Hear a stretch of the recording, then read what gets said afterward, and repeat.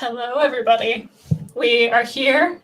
We're somewhat alive, kind of. It's been a week of feeling like death in this house. Yeah. So we're gonna see how this goes. I don't really know what's gonna happen this week. I'm excited that we have all of our guests because that's always a lot of fun. How are you feeling? How are you doing? Yeah. I'm looking forward to this. I think this is the most alive you've been all week. I think it is too. So this is going to be a lot of fun. I'm really looking forward to all the guests we have today. I'm really glad that we got that we're going to have a. You're going to be the lone person. This whole panel is dungeon and corruption, and then it's me. What the hell? Come on. Yeah. Come on, guys. What are we doing here, people?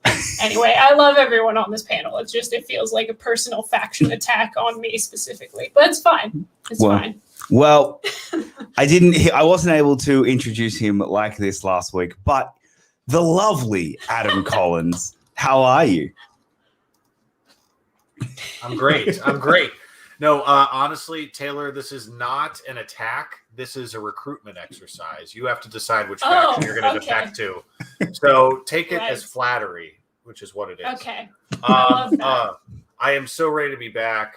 Pretty bummed that I missed RoboCop, but glad that I still got to break Jesse Swift's heart from afar by weighing in on that debate. Let's get to it. So ready. We're also joined by the future Schmodown champion, Marisol McKee. How are you? Hi, I'm doing great.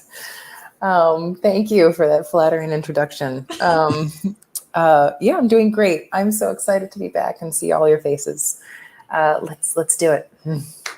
Yeah. And from the dungeon, we have Robert Parker. How are you? Hello, I'm doing all right. I have a change of scenery, as you may notice. I am also on a recruiting mission. It's also for Taylor. I'm just doing it from a different location. So I decided to fly to the opposite side of Australia. I relocated to get a little bit closer, get an in. Unfortunately, I didn't have a city, so I just decided to get as close as I could. And I figured, somewhere in that continent's close enough. Yeah, that's actually fair right now. Right now, yes, it is. Yeah. And we are, of course, joined by the absolutely wonderful Dan and Mara. How are you? Hello, how's it going? Good. We're here. We're here. We are here. We're ready to go. I'm happy to be sitting in as not Mara's voice, not the mouth of Sauron. This week. The mouth of Sauron's hot. The mouth of Sauron bids thee welcome. Is that only because it's your response, Mara? Be real. Be honest. That's accurate. Well, this week we are, of course, missing Jesse and Lauren because yesterday they got married. So we do want to say give our big congratulations to Jesse and Lauren. They should be back next week. They should be. I mean, you said they got married yesterday, not today. So yeah, what a poor excuse. Yeah, I know. That's some poor planning on their part. Yeah. But it's fine. We'll forgive them. All right, let's start this with. Let's do this. Oh, we have a Star Trek right off the bat. The Green Hornet versus Star Trek Nemesis. Adam, I'm going to start with you. Okay, thanks. Green Hornet is a fun little experiment, in my opinion. A lot of us didn't have high expectations for it. I think it's a decent movie for what it is. I don't revisit it very much just because I'm not compelled to, but not because I'm angry about that movie's existence. I think Seth Rogen, it was a chance for him to kind of step up into a different role. I thought he did it fairly convincingly. And Christoph Waltz, coming off hot from that, that Oscar win, as the villain was fun. But look, I might be in the minority here. I don't hate Star Trek Nemesis. I understand the flaws, but it's still a fun Star Trek movie, in my opinion. I like Tom Hardy swinging for the walls as this experimental young Picard character. I like a lot of the production design in Nemesis. And I also think it's a really, really good score. Goldsmith did that one too, if I'm correct. And I personally would just rather rewatch Nemesis, which is why it has my vote. I understand the argument against it if they're someone prefers Green Hornet, but I don't think Nemesis is as bad as people make it out to be. And I think it's got some interesting themes. And I'd rather rewatch it than Green Hornet. All right. Dan. Yeah, this is tough because in the interest of full disclosure, I have to judge Star Trek Nemesis versus the half of Green Hornet that I saw on an airplane. I'm with Adam in the sense that I don't hate Star Trek Nemesis. I think it has some low lows, but it also has some redeeming qualities. And I actually think that Tom Hardy is a very interesting villain. And you have Ron Perlman in there. He's a great, heavy, as he always is in so many different movies. Riker and Troy finally get married, which is great. They cut Will Wheaton out of the movie, which is just cruel. That's the ultimate shut up, Wesley. Yeah, Green Hornet, I feel like, I was so excited by that, with Michel Gondry, and he's one of my favorite directors. And I think the fact that I never sought out the second half of Green Hornet after I watched the first half of Green Hornet on the plane may tell me everything I need to know about Green Hornet. So I think, I have no strong feeling in any direction, but I will go with the upper parts of Star Trek Nemesis, knowing that there are and acknowledging that there are low lows, and this will probably be as far as it goes, if it even goes ahead in this bracket. Marisol. Yeah, this is not. I don't have much interest. I don't have many interesting things to say about this one because, it's been so long, so long. I just have fragments of memories really from Nemesis. I can couple that against kind of off of what Dan was saying, the disappointment when I heard that Michel Gondry was directing this. How excited how much that interested me, and that Rogen, who I do like Seth Rogen. I like him actually a lot. He's a draw for me in films. I do like his presence, and this was such an against type role that I was intrigued by that and completely interested because of the director, and so much of Green Hornet fell flat, and I couldn't even I would never be able to guess that it was him directing the film. He's such an imaginative and creative director, and almost felt like there was like a studio exec's boot on his neck to just kind of stamp out any of those creative influences and touches in the film. Very forgettable, the Green Hornet, and I feel like everybody's kind of at 50%. Even with Waltz, is how excellent that he is. He even still feels partially there, 60% of himself. Not terrible, just more just forgettable and bland and disappointing, and a disappointing effort because of all the talent involved and the unique talent that you had for that film. So that's more what I'm basing that against Nemesis, is just my disappointment in the Green Hornet versus mildly decent memories of Nemesis as a preteen. So I'm actually going to vote for Nemesis. Not terribly interesting, but that's where my thought process went. All right. Mara? I'm incredibly surprised at this, honestly, because there's a lot of hate for Star Trek Nemesis. I find it a rather enjoyable bad movie. I like revisiting it. And I don't have any strong negative feelings about the Green Hornet, but I find that I don't revisit it other than because I must. I also agree with Adam that Star Trek Nemesis has a really good, often under-discussed theme of culture versus race/ethnicity, and it's not really ever talked about. So for all the reasons everyone said, and also because it gives me the giggles seeing Tom Hardy basically in pleather, I'm going to go with Star Trek Nemesis. Parker? I think I am going to give the first vote to Green Hornet here, and I know it may be in vain, but I like Star Trek Nemesis fine. It's nowhere near the bottom of the barrel for Star Trek movies, but it just feels bland. It doesn't feel unique. It's just another Star Trek movie. There's not a whole lot to me that's very standout, and Green Hornet's one of the most unique things you'll ever see. there's just nothing else really like it. And whether that's good or bad, like I'm not saying it's some, fantastic pedestal movie, but it's at least unique. It's at least different. The way the action is shot is not like, MCU Dark Knight close-ups and quick cuts. Like it's very wide shot, and there's slow-mo, and the story, whether you like it or not, it's different. It's unique. And Michel Gondry does bring, I think, at least some uniqueness to the way that it's shot. And I think Christoph Waltz is incredible. He's so funny and so menacing.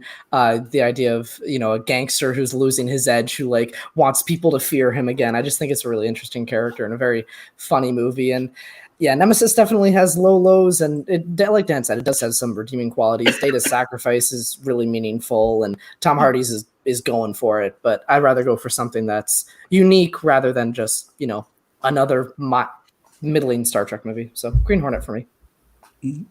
Tell. Yeah, I don't have too much to add. I saw the Green Hornet one time in theater when it came out.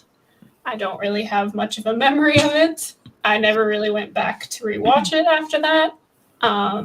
Star Trek Nemesis, I have fun with, but I'm also not particularly precious about Star Trek films, just because I'm a bit newer into enjoying them. But I have fun with Nemesis. I would gladly sit down and rewatch it. So that's where my vote's going to go. All right. Well, with that, Star Trek Nemesis makes it through. We're on to our second matchup. We have Transformers Age of Extinction versus Dark Phoenix. Marisol, I'm going to start with you.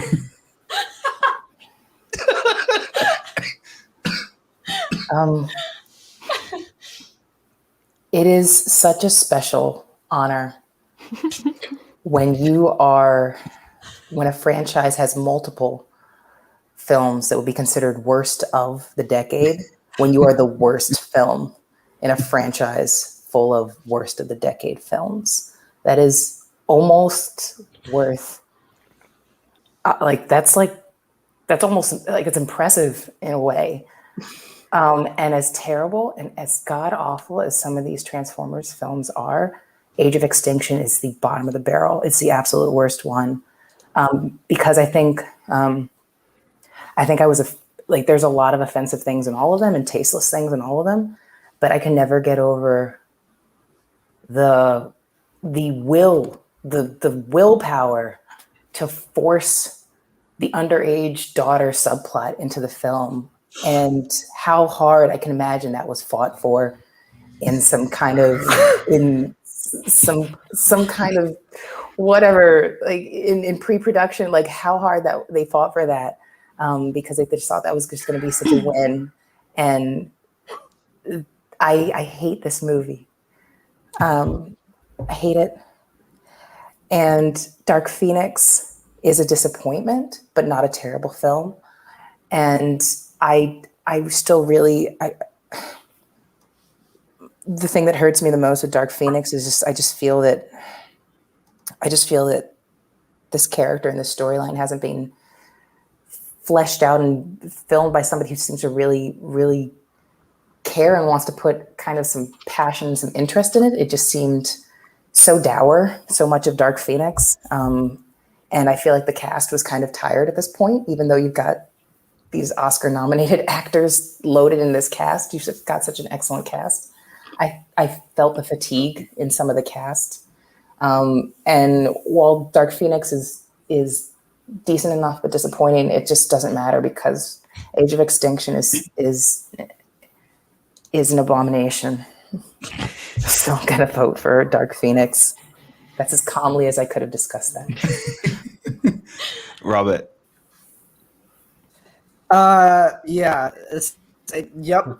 Agreed to absolutely everything that was just said. Not only do they fight so hard for that subplot, but he has the statue card in his pocket. He's like, I have this ready to go.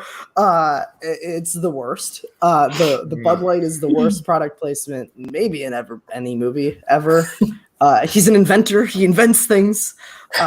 It's just it's the worst of the worst of the worst of the worst, and it's so long. It's like 2 hours 40. That may be an exaggeration, but I think that not. might be close. It's Yeah. not. It's a long ass, and it's so bad. I like Dark Phoenix probably than most people on this panel. More than most people in the country, probably. I like that movie fine. I think it's all right. I think it's better than Apocalypse, obviously, but you can definitely tell, like Marisol said, like Jennifer Lawrence really doesn't care anymore. But I think McAvoy and Fassbender still bring it just as much as they were in First Class and Days of Future Past. Like they still are bringing it with those characters. It's Nicholas Holt's best movie in the series, and I cannot vote legally against anything that Jessica Chastain is in. So definitely Dark Phoenix. Fair enough. Mara. This took a lot of thought because instinctually I wanted to abstain on principle because I don't want to give either one of these a single ounce of credit. However, I really hate Dark Phoenix. I really do. Like, way to make every single female character in that movie either dead or disinteresting. Like, I just really don't like it. And the only thing Age of Extinction has that no one can really truly insult about it, because it is just an objective fact, is that the second most handsome bald man in the world, Stanley Tucci, is in it. And that is why I will give it this vote. The Tooch. Matooch. Yeah. Dan. Mario, you're forgetting Transformium. Sorry. Yeah. The pill. Yeah. I've often said that, when you're an actor, you have to trust a director. And with Dark Phoenix, that is the example of when that trust is so badly misplaced, because that scene where Magneto and Phoenix are like waving their hands to the helicopter and like doing this stuff that's supposed to look cool, except Simon Kinberg didn't know how to film or edit it, and they look like absolute a-holes. Like twice. Yeah, I mean, it is one of the worst scenes in modern comic book movie history. They messed up one of the best X-Men storylines, if not the best X-Men storyline, twice. Same person. So I hold no love for Dark Phoenix in my heart. Capital B, but. Having said that, this is not an exaggeration. Transformers: Age of Extinction is my least favorite movie of all time. Of all time. When someone asks me, what is your least favorite movie of all time? The answer, without hesitation, is Transformers: Age of Extinction. I hate every second of that movie, and there's a lot of them, because it's like 2 hours and 45 minutes long. They're in China, but the Sears Tower is in the background. It is awful. It is an insult to the person that invented the movie camera. It is an insult to everyone who's ever watched the movie. I hate that movie more than any movie that's ever been made. So I have to vote for Dark Phoenix. Okay. Adam. Just imagine if the Lumiere brothers sat down and had to endure. They would take their camera and they would throw it out the window and they would say, "I curse the day that I thought of this invention." And George we would not have Méliès. movies. I know it's. I echo all of Dan's sentiments about Age of Extinction. I can't top that. But what I will say about Dark Phoenix is I don't give a fuck about it. I really find that movie to just be an expired bottle of chewable vitamin tablets. I hate it. And glean from that what you will. I like it equally to that object that I just described. But I prefer it over Age of Extinction. Let's move on. I don't know if I can do better than what's already been done in terms of just my disgust when it comes to Age of Extinction. I mean, you sat on the couch and witnessed me having to intake this movie into my eyes. I forced you to rewatch all of these movies. Yes. Isn't Schmodown amazing? That's a word. So I just sat there with every passing moment and just wished for death to take me, because it would have been better than sitting through this movie. I actually enjoy Dark Phoenix for what it is. I left the theater and was like, all right, like, sure, whatever. So putting it up against Age of Extinction is like, it's a super easy choice for me. Let's get Age of Extinction the hell out of here. I will never forgive Age of Extinction solely for the fact that Optimus Prime riding Grimlock should have been the Avengers Assemble moment of that franchise, and instead I sat there and I did not give a crap. It happens 95% of the way into the movie. Yeah, it's because you've been in the movie theater for 2 hours and 45 minutes, and the dinosaurs upon which the Age of Extinction is based are in it for like 5 minutes. Yeah, they don't do anything cool, and they just run away. Like, it should have been this a moment to the point of Avengers Assemble, of just him sitting there, of you in the theater screaming and crying, going, "This is what I've waited for my entire life." We were screaming and crying in the theater while watching just for the opposite reason. So with that, Dark Phoenix moves on. I do just to put salt in the wound. Terminator 2 knocked out, but Dark Phoenix made it through to the second round. What beat Terminator 2? Lord of the Rings, Two Towers. Yeah, well, our first two movies to advance are Star Trek Nemesis and Transformers: Age of Extinction. No, Dark Phoenix. I'm sorry, Dark Phoenix and Star Trek Nemesis. Yes. So what a whopper of an evening. Which means something is going to make it to the third. One of those two is making it to the third round. Oh god. All right, Dan. I'm going to let you start with this one because I have been foretold that you want to talk about this movie. Oh, okay. Jurassic World versus The Lost World, Jurassic Park. Okay. Hold on to your butts. Yeah. I have problems with both, but my problems with The Lost World are far, inferior to my problems with Jurassic World. I only regard Jurassic World better in that I've seen worse examples of what it was a forebearer of, which I thought was the nostalgia cash-in. We're going to press all your nostalgia buttons. We're not really going to put a whole lot of effort into anything other than just throwing in a bunch of things that you recognize. And then we're going to make $1 billion. And they did. And they're making more.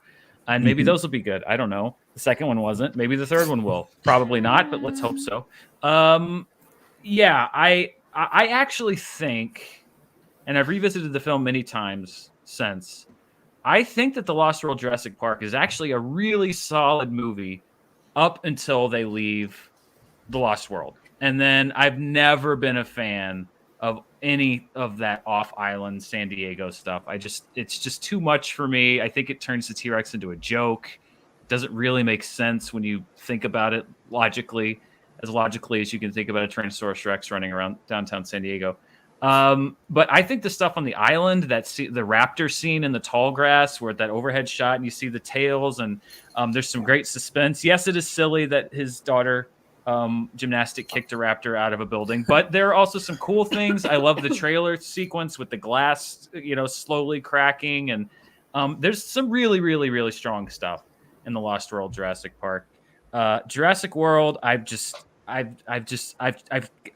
like it when it came out. I've tried to give it a chance since then. It just doesn't do anything for me. And I think it just, so much of it was just like trotting out these things that you remembered from the first movie. And it doesn't, does the story need to make sense? No, not particularly. I just don't like Jurassic World. And I actually like quite a bit of The Lost World Jurassic Park. So that's what I'm going with. All right. Robert. Yeah, basically for all the reasons Dan said, I've also never been a big Jurassic World fan. Like, there is some good stuff. Like, the visual effects are really good, and the Indominus Rex is scary in certain scenes. Like, seeing Jurassic World through the kids' eyes, like seeing the baby Triceratops all riding around and the Mosasaurus be fed, like, that kind of stuff is cool. But that is, like Dan said, that's just kind of pulling at the heartstrings from the first Jurassic Park. It's just a rehash. You really don't care for the kids in Jurassic World. There's the whole divorce subplot that's just the worst. Like, it's just terrible. Very like the nanny or whatever her name, like the innocent woman who just needlessly gets murdered. Viciously Zara, murdered, yes. yeah, is just brutal and unnecessary. And like Dan said, the stuff on the island in Lost World, there's way more to like than dislike coming from that. The opening scene with the Stegosauruses are really, really cool. I'm trying to think what else I was going to say because I did not have this prepped. Ultimately it's just going to be Lost World Jurassic Park, even though there are some lows in that movie too. It at least has Jeff Goldblum. All right, Adam. I remember what I was going to say. I'm so sorry. Real quick. Jurassic World has so many really stupid like action movie lines that are just the worst. Like, that thing's part raptor, or it clawed it out. They remembered where they put it in. Like, just I like Chris Pratt, but those kind of lines just make me want to gag. They're terrible. Adam. Yeah, I really feel like it's a missed opportunity that the third Jurassic World movie isn't entitled Jurassic World: The Lost Park, because I've always wanted that. And it's right there. Maybe the fourth time around for the movie that we don't need. Look, Jurassic World, I'm kinder to it than most. All the flaws are right there in your face. You can't ignore them. The thing that was fun is that movie hit me at a time where I had just moved to a new town, found my new movie theater, and it took me I had to walk there that day. And Jurassic World was my reward, I guess. But you know what? I got the most out of it at the time. Upon rewatches, it doesn't hold up as much. But I don't hate it. I honestly don't. Fallen Kingdom, different story. The Lost World, I will say, I think it hits a few brick walls, pacing-wise. I do agree that final stretch in San Diego is not the greatest.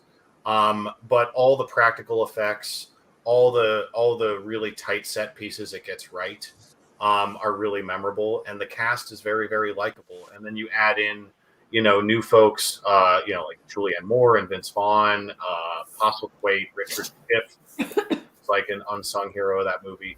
I think Lost World Jurassic Park is a solid dinosaur flick, and it's more rewatchable than Jurassic World. Mara? I'm going to keep my reasoning to the same reasoning that I gave for Transformers Age of Extinction. I really, really, really hate Jurassic World, and I can list lots of reasons, but the Lost World Jurassic Park, or Jurassic Park The Lost World as it's sometimes been referred to, has copious amounts of Jeff Goldblum. Done. Mommy's very angry.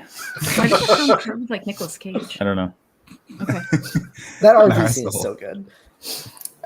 Yeah, everybody's been saying it pretty well. But my fondness, these used to be two movies that I thought I liked the same for a little bit. And then as the years go by, my affection for The Lost World ticks up a little bit more, and and it goes down. It ticks down a little bit more whenever I rewatch Jurassic World. And there's so many more, as you guys were touching on, there's so many more memorable. There's just a difference in who you have at the helm of the film. And Spielberg knows his way around, a set piece and how to make it memorable as hell. And there's so many of those still present in The Lost World. And what is so dangerous about this screenwriting duo with Trevorrow and Derek Connolly writing these new movies, is that they just don't get it. They're just so, I don't want to call them like basic bitches, but like I might have just called them basic bitches. Like it's so basic, and there's a difference between having silly things that may have happened, like the San Diego scene in Lost World, and just illogical things that happen in the Lost World. And I swear to God, like Blue was like a second away from just like fist bumping Chris Pratt at the end of Jurassic World. And I hate the Raptors. I hate the Raptors in the World Series. I hate how they're like buddies with with super dashing Nathan Drake, whatever, copycat Chris Pratt. He's and, their like, alpha. Like, I'm just Sure. like, except for like the 8 minutes where they wanted to kill him, and then suddenly they're cool with him again, and then like one of them like nods, or like, you're cool, and then like run off into the I hate it. It is so illogical and it's silly, and there's too much of that. Like this Jurassic World started to set a very dangerous precedent that they would only double down with in Fallen Kingdom, which is a whole nother thing. I'll talk about that when that comes up. But yeah, and Lost World is just such a more soundly made film that, you know, it's still a lot of silly things that happen in this world. It's dinosaurs come back to life. Like they're, you know, but Lost World is still made with so much more grace, and even getting over some clear, it looks like some push and pull in the editing room with that film. It still comes out like a really well-made adventure. And even though I rewatched both of these movies, I'm going to give it to Lost World, because Jurassic World starts to take us in a dangerous place. Yeah, I'm gonna back her up on this one and say that Trevorrow is definitely a basic bitch, and anything he puts his hands on, I'm like, can you not, please? Like, I'm so tired of this. Like, I hate it every time his name is attached to something. Basically, all I'm gonna say is I'm gonna pick The Lost World because I have a lot of nostalgia for that film and I have a lot of fun with it. Jurassic World, basically, with the movie we got, should have ended with Chris Pratt and his dinosaur crew.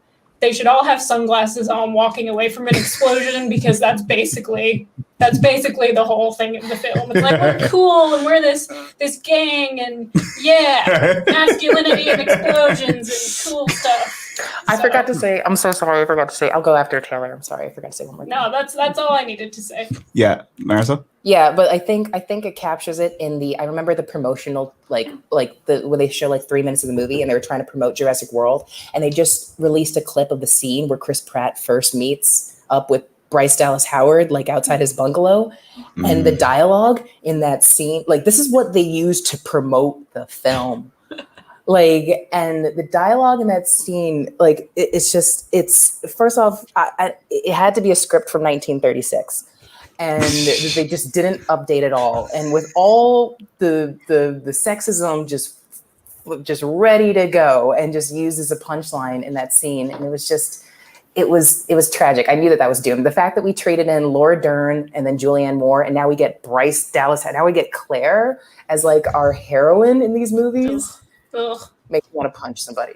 And I haven't met Trevorrow yet, so I can't punch him, but it's bad. That's all I want to say. When Pratt catches the fly out of midair, that's not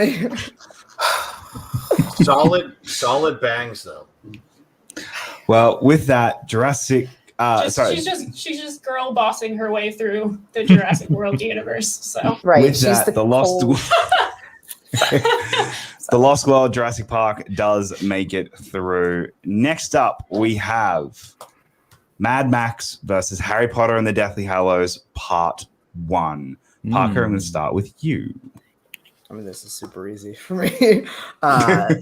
So Mad Max is definitely where I'm going to go with here. And the reason I say that is because I'm lying. And actually, definitely, like, of course, something else. Mad Max is not a movie I have any care for or any kind of love towards. I think it's fine. Because you're 12. It's because I'm 12. It's true. Yeah.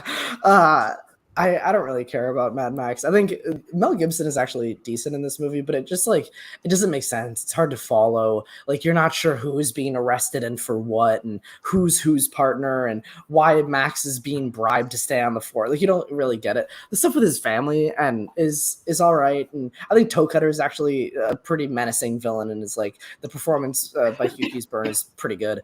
But there's like, the pacing is just so strange, and I just am not a fan of movies paced like this, where there's like a big climactic thing that happens, and then there's 25 minutes of the movie left to like of the aftermath of that, where more action happens, and it feels like it's a second climb. That's just not something that attracts me.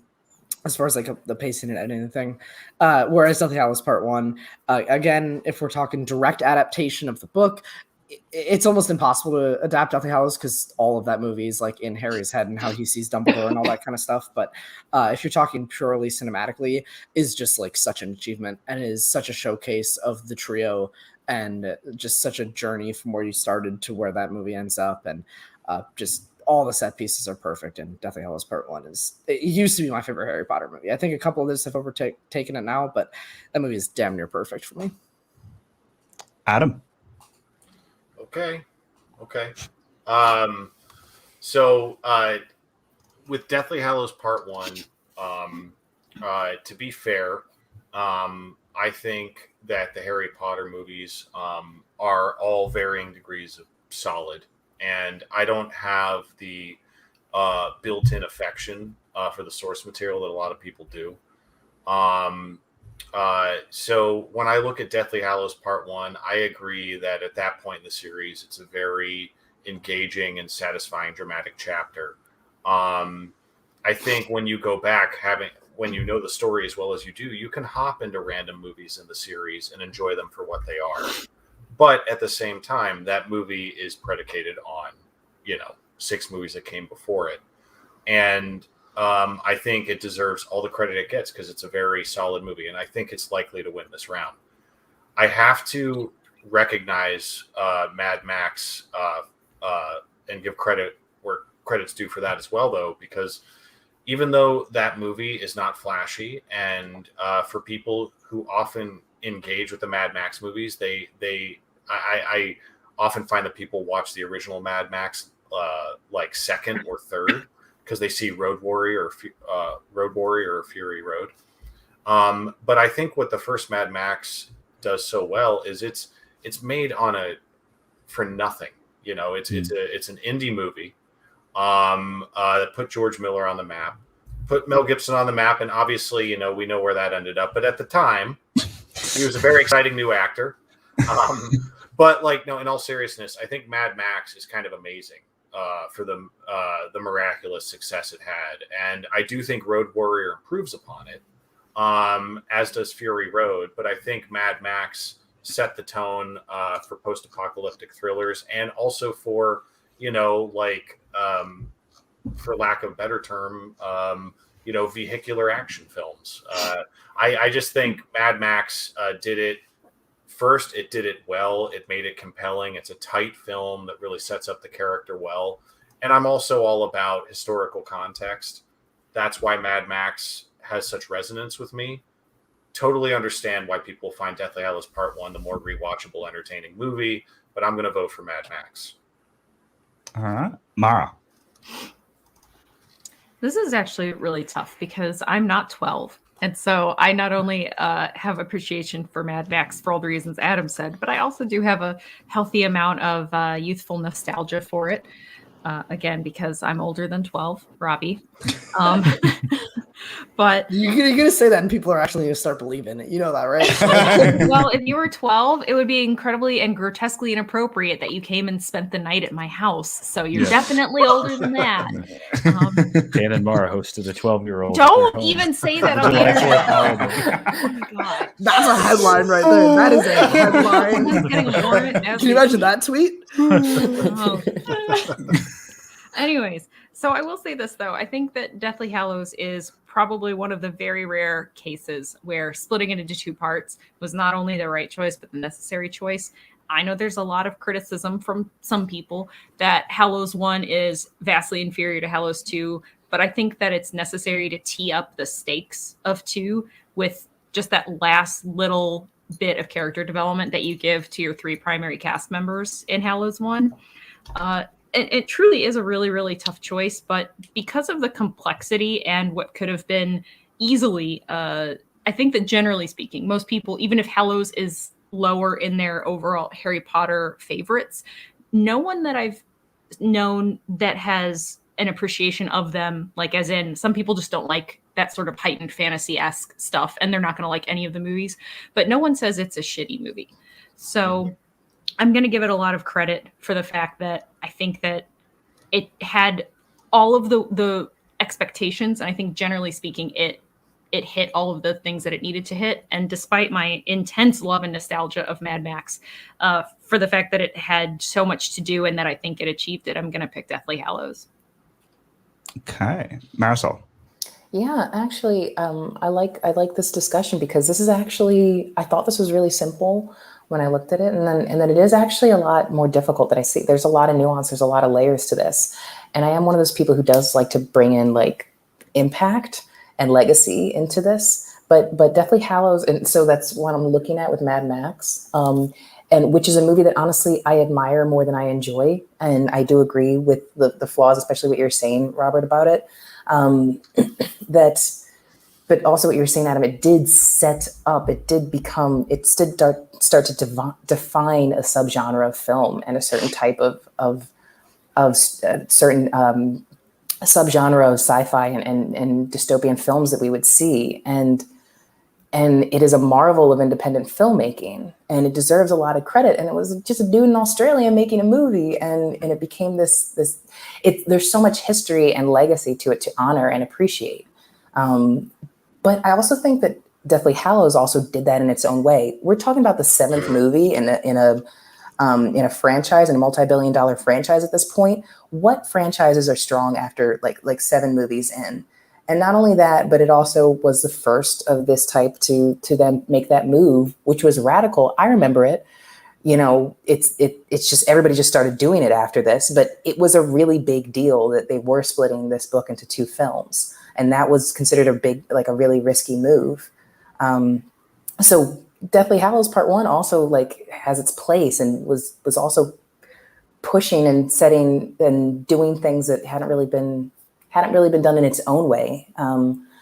But it's tough to measure those 2 things against each other, but I do have to go with just, I guess, the film that I do personally enjoy more, rather than the film that there are excellent elements to it and impressive elements to it that I appreciating film, but I have to go with the one I personally enjoy more. And both I think are worthy of going on, but I am going to pick Deathly Hallows Part 1. Dan.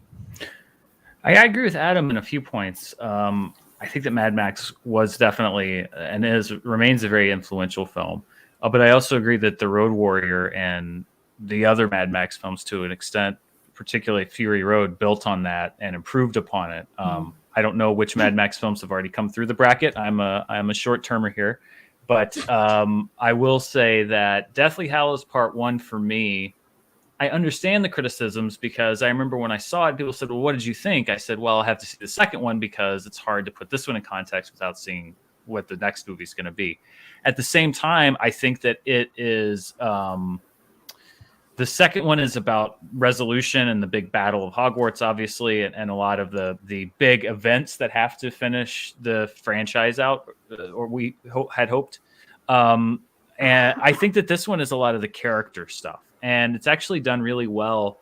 The scene in the tent, which you wouldn't normally see in a lot of blockbuster movies, with Harry and Hermione, where they're listening to the radio and then they just dance. And it's this moment where they sort of allow themselves to forget what's going on and kind of be kids for like a couple minutes. And then it's really well acted. They sort of stop, and then you see this weight kind of descend back on their shoulders, and they remember where they are and what's going on.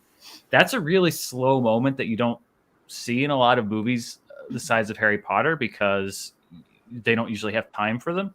So I think splitting it into 2 allowed you to do those kinds of things. And on top of that, you have great action in it. I remember the opening scene when they're with all of the multiple Harrys and that chaos in the clouds. Like, I remember reading that in the books and thinking like, oh, that's going to be hard to do in a movie. And then they had really executed it extremely well.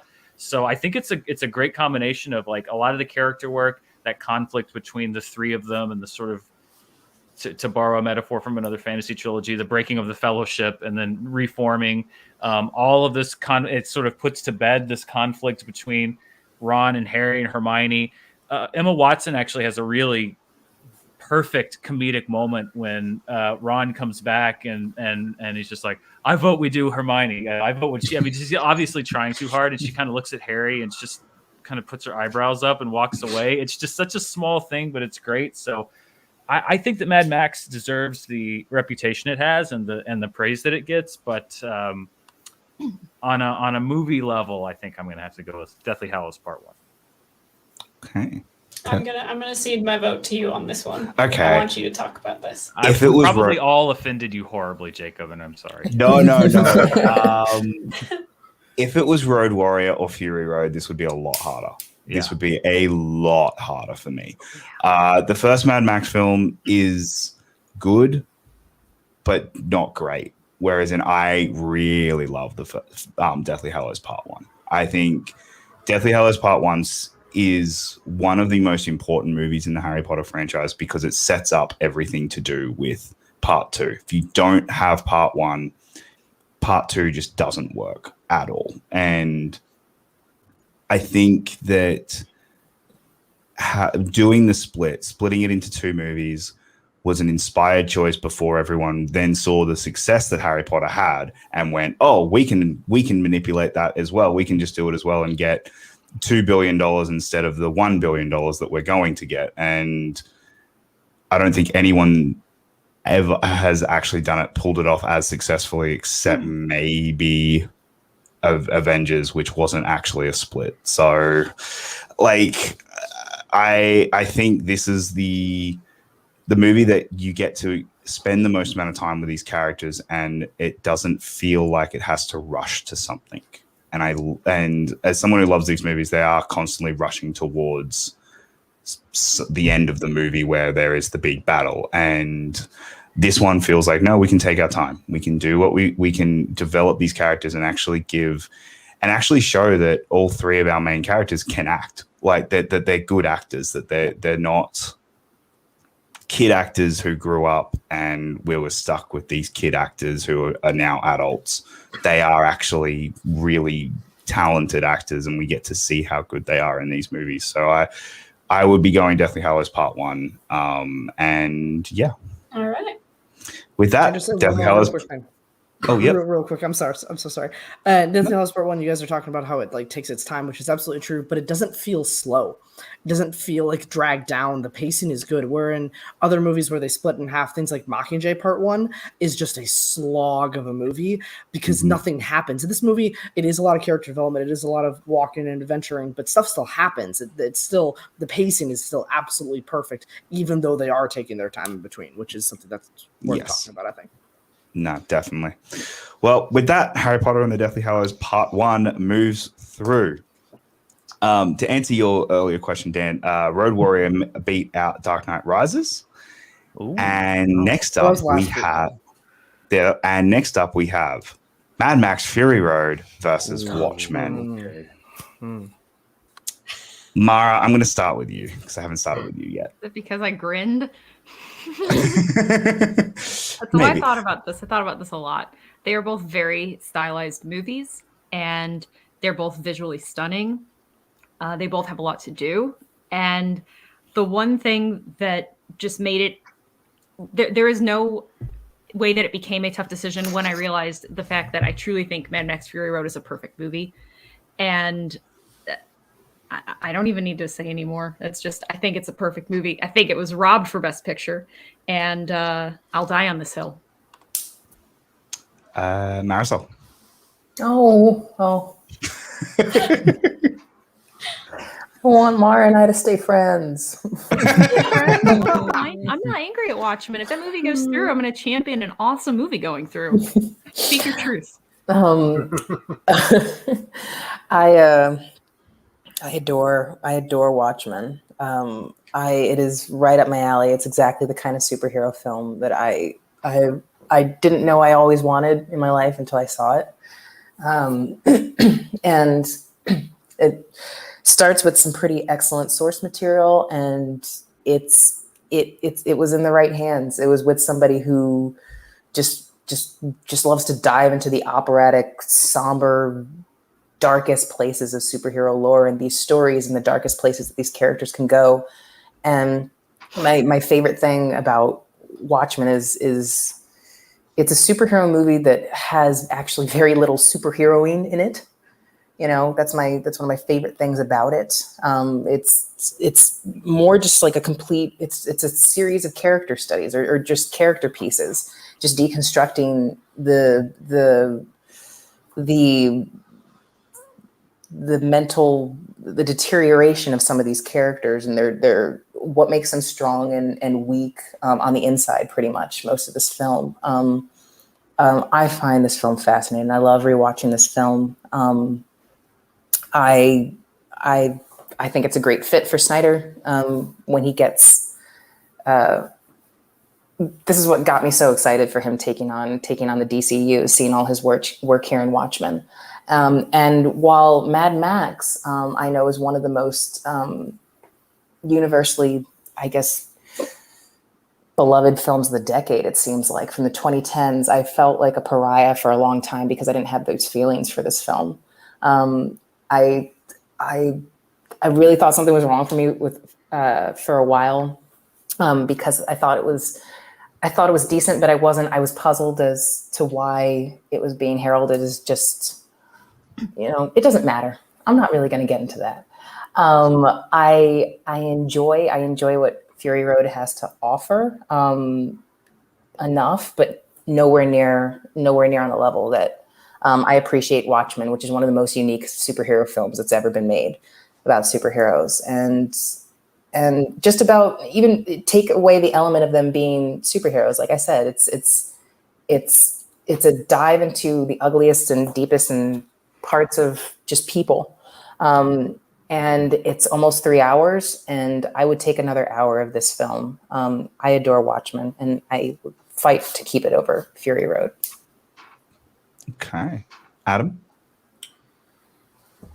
Yeah, I think Watchmen is a film that, when building up to the release, my anticipation was astronomical. I think a lot of people felt the same way. I saw it at the midnight release, and after I saw it, a lot of my friends really didn't. We liked it, but it didn't feel like a home run right away. Like the expectations were so high, it was unfair, and you had like the fact that Alan Moore just never been into having his stuff adapted. Always felt like, you never had the rubber stamp on the project, which you don't necessarily need to adapt it. But in any case, Watchmen is a movie that I was disenchanted upon its initial release, and because I love the book so much. And then when you go back and watch it, the thing I appreciate about it is it nails the physicality of what I saw in that book. The way I wanted to feel the impact and the strength of these characters, and I felt that in his film. And I think it covers the broad strokes of the comic in a pretty solid way. I think the HBO series Sense, even though it's technically a sequel to the source material, I think it takes those themes and just runs with them in a beautiful way. And I think the series is on another level. The movie, I think, earns its place in film history. I think it's a solid adaptation overall. I ultimately think that source material would be best served as a 10 to 12 part miniseries versus a 3-hour movie, just because it's so in depth. So I do like the ultimate cut or the director's cut, either version. Just as much as you can include in that film, the better. Mad Max Fury Road, like I was getting to with the last round, it is a film that I think hits the peak of that concept. And not just the peak of that concept, but also it's just a testament to the art of editing. And the pacing of that film is hypnotic to me. And there's a musicality to it, even when there's no music, that really speaks to me. And I love that it serves as this fable, about this modern fable in a way, and cautionary tale, and also a way to engage with our own existential crises about not only global warming, but personal freedom and, equal rights in a lot of ways. It just covers so many things in very indirect ways. These are both really cool movies. I vote for Fury Road because I think it's the pinnacle of that franchise. But I think Watchmen is important for people who don't have time to read the book because it covers all the big things in that story pretty well. So I'll be shorter the next round, but these are both cool movies. I have a lot to say. Robert. Like Adam, I also think that Watchmen covered most of what's in here, the important stuff, but it also missed a lot of stuff, and you can never really hope for an exact faithful adaptation. But I do agree that the longer the version of the movie you watch is, the better. I think the theatrical cut is the weakest version of Watchmen, and the ultimate cut, give me the Tales of the Black Freighter animated bits, give me everything. Give me my Gerard Butler as often as I can have him. And Fury Road was one of those that when I first saw it, I was not enchanted. I was not enthralled. And then I rewatched it. I put it on the shelf for a couple of years, came back to it, and realized I was being a crazy person. And it's like fantastic. And Watchmen has very high highs, but also really low lows. Like the prison break sequence is incredible, and the intellectual sort of sparring that happens at the end of that movie is really engaging, and like half of the casting is spot on perfect. Jackie Earle Haley and I'm sorry. I think I know. Sorry, scattered weekend. Jackie Earle Haley is really really great, and at the same time, Patrick Wilson really sucks in that role, and Malin Ackerman is really terrible, and Carly Gugino is really bad, and Matthew Good is really bad, but Billy Crudup is really great, and Jeffrey Dean Morgan is the comedian. So there's a lot of, some casting is perfect, some of it really left a lot to be desired. Ultimately, I'm definitely going to go with Fury Road, even though it's a movie that I don't have as much of a personal connection with. I still think Watchmen has far lower lows than Fury Road in any draft of that movie probably had. I think there's a lot of problems with Watchmen, and the stuff I love, I adore, but there's a lot that is left to be desired too. So Fury Road. Dan. I made a mistake with Watchmen, which was I read it for the first time like the week the movie came out. And then I saw it, and I was like, it could never measure up. But it was so fresh on my mind that I was very disappointed with the movie. I agree, as with it seems almost every one of Zack Snyder's films, the director's cut is better. I've rewatched it somewhat recently, and I will say that it has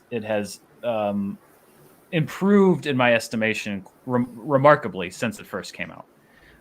My problem with it is I think the movie misses the point, which is, and this is just my opinion, but there's a scene in the book that I think is the crucial scene in the entire book, which is after everything happens, Ozymandias is in his Antarctic base and Dr. Manhattan comes in and they're talking and he says, well, you know, I ended it. You know, yes, a lot of people died, but you know, it was the means. It's a means to an end, and I ended it. And Dr. Manhattan says nothing ever ends, and he just whoosh, fades away, and he leaves Ozymandias standing alone in his base. And you realize it's like the culmination of like the comedian and this whole thing about a bad joke, and the smartest man in the world is really the dumbest man in the world, and Dr. Manhattan being omnipotent. Like the whole story to me revolves around the fact that Ozymandias' payback essentially is this knowledge that he fixed the world, and Dr. Manhattan basically saying like, you're an idiot. Of course you didn't fix the world. Like, yes, I have to let this happen because otherwise people are going to kill each other tomorrow, but like you're a moron, and I'm going to go away from you and everyone else because you all suck. And there is nowhere to be found in any version of the movie. Like there's one thing where like Patrick Wilson says like, well, John always said nothing ever ends. I'm like, I remember it's like, no, that's the point of the story. You can't have a blank said blank. Like that'd be like, it's always bothered me. And I know that it may seem a lot to like put too much on that. But for me, the fact that Watchmen, in my point of view, completely misses the point of the entire story at the end has always kept it a little bit below, even though I've really upped my estimation of it. Having said that, even if that scene were in the movie, for me, Mad Max Fury Road is pretty close to a perfect movie. Thank you. I don't think there's a wasted frame in that movie. It definitely is at a tempo and a pace that you have to get used to. Stylistically, you have to kind of get used to this style, and it took me a couple watches to really, because it's almost like the first time I saw it was at the Cinerama Dome in Hollywood, and it was like sensory overload. I was like, it was like the Matrix. Like, I just felt like I was being inundated. And then when you go back and see it again, you're like, oh, okay, you get into the tempo and the rhythm. Like, I've always battled back against one of the biggest fights I ever had at Screen Junkies was when we were doing the Honest Trailer, and they were like, all right, well, our take on the movie is that there's no story. They just drive around. And I'm like, you are crazy people. And we had it out. And if you look at the Honest Trailer, I had to edit it, and that's basically the critique, which I disagree with wholeheartedly. I think it's masterful filmmaking. It should have won Best Director. It should have won Best Picture. But I think it won more Oscars that year than any other movie, deservedly so. So even if Watchmen had, I think, nailed the story, I think my vote would still be for Mad Max Fury Road. It won everything but director that year. Which for me, I will never understand. And picture, sorry. I will never understand how you can give every single technical award to a movie, but the director didn't get Best Director. No, that he didn't do the job. Anyway, whatever. Continue. Okay. I would like to hear your thoughts on this. I have a weird relationship with Watchmen because, like you, Dan, I think it misses the point. And I think I kind of actually agree with Alan Moore, where I think it's all but unfilmable. And the biggest reason why is naturally you're going to have the violence is going to come across as fun. And that's what Alan Moore was trying to portray of this isn't fun. This is bad, and this is what you want from this is what superheroes do, and this isn't good. And I think Snyder in you're talking about the prison break scene, that's fun, that's gory and violent, and you're sitting there smiling, and you instead of being, I should be terrified right now that these unstable people are doing this, and instead you're sitting there hoping that they continue to do this. And that's where I kind of do side with Alan Moore, where I say I don't know if you can film this, because film doesn't have the ability to have every single panel be the exact same compared to a comic where there is no splash pages, there is no over the top, this is the amazing shot. Every single one is the exact same. So I think that does make it very hard to film this movie. Mad Max Fury Road is one of the single greatest action movies ever made. I thoroughly enjoy this movie from start to finish. When we got our new TV, that was the movie that I'm like, this is what I am watching our brand new OLED on. Yeah. I am watching Mad Max to start it because I needed to see that movie in all of the amazing color that it has. And that's the other thing for a movie that didn't want to be that wanted to be in black and white, and he wasn't allowed to go, okay, I'm going the full opposite angle, and giving that a movie set in an apocalyptic wasteland, that amount of color and that amount of life is just absolutely incredible. And I adore Mad Max Fury Road so much, and it would always get my vote. So yeah, I agree. I mean, watching Fury Road, I enjoy so very much. I think it's overwhelming in the best possible ways. I love the editing. I think the use of color is fantastic. I think just the story that is there, I feel like there's so much heart to it. I mean, to me, just seeing Charlize take on that role and just what you get out of it watching her, it means a lot to me. And I'm not going to go very long on this because we've all kind of talked our way through this is the big one, a lot of this. But yeah, it definitely would get my vote here pretty easily. Two final words, by the way. Yep. Doof Warrior. There was a time when Kaiser's name on my phone was Doof Warrior. I'd like get a text from the Doof Warrior. It was very fun. It lasted for about a week and a half. My guitar ran out of gas, bro. Well, with that, Mad Max Fury Road does move on. Next up, we have Turbo Power Rangers versus Wanted. Okay. Adam, I'm going to start with you. All right. Okay. Thanks. So I think everyone remembers where they were when Turbo Power Rangers came out. So that was the one where all their masks had a star in the middle of their face or something, right? Something like that, right? The Turbo Power Rangers were a little bit different. The masks Just were with the Zeo. different. New toys, yeah. Wanted.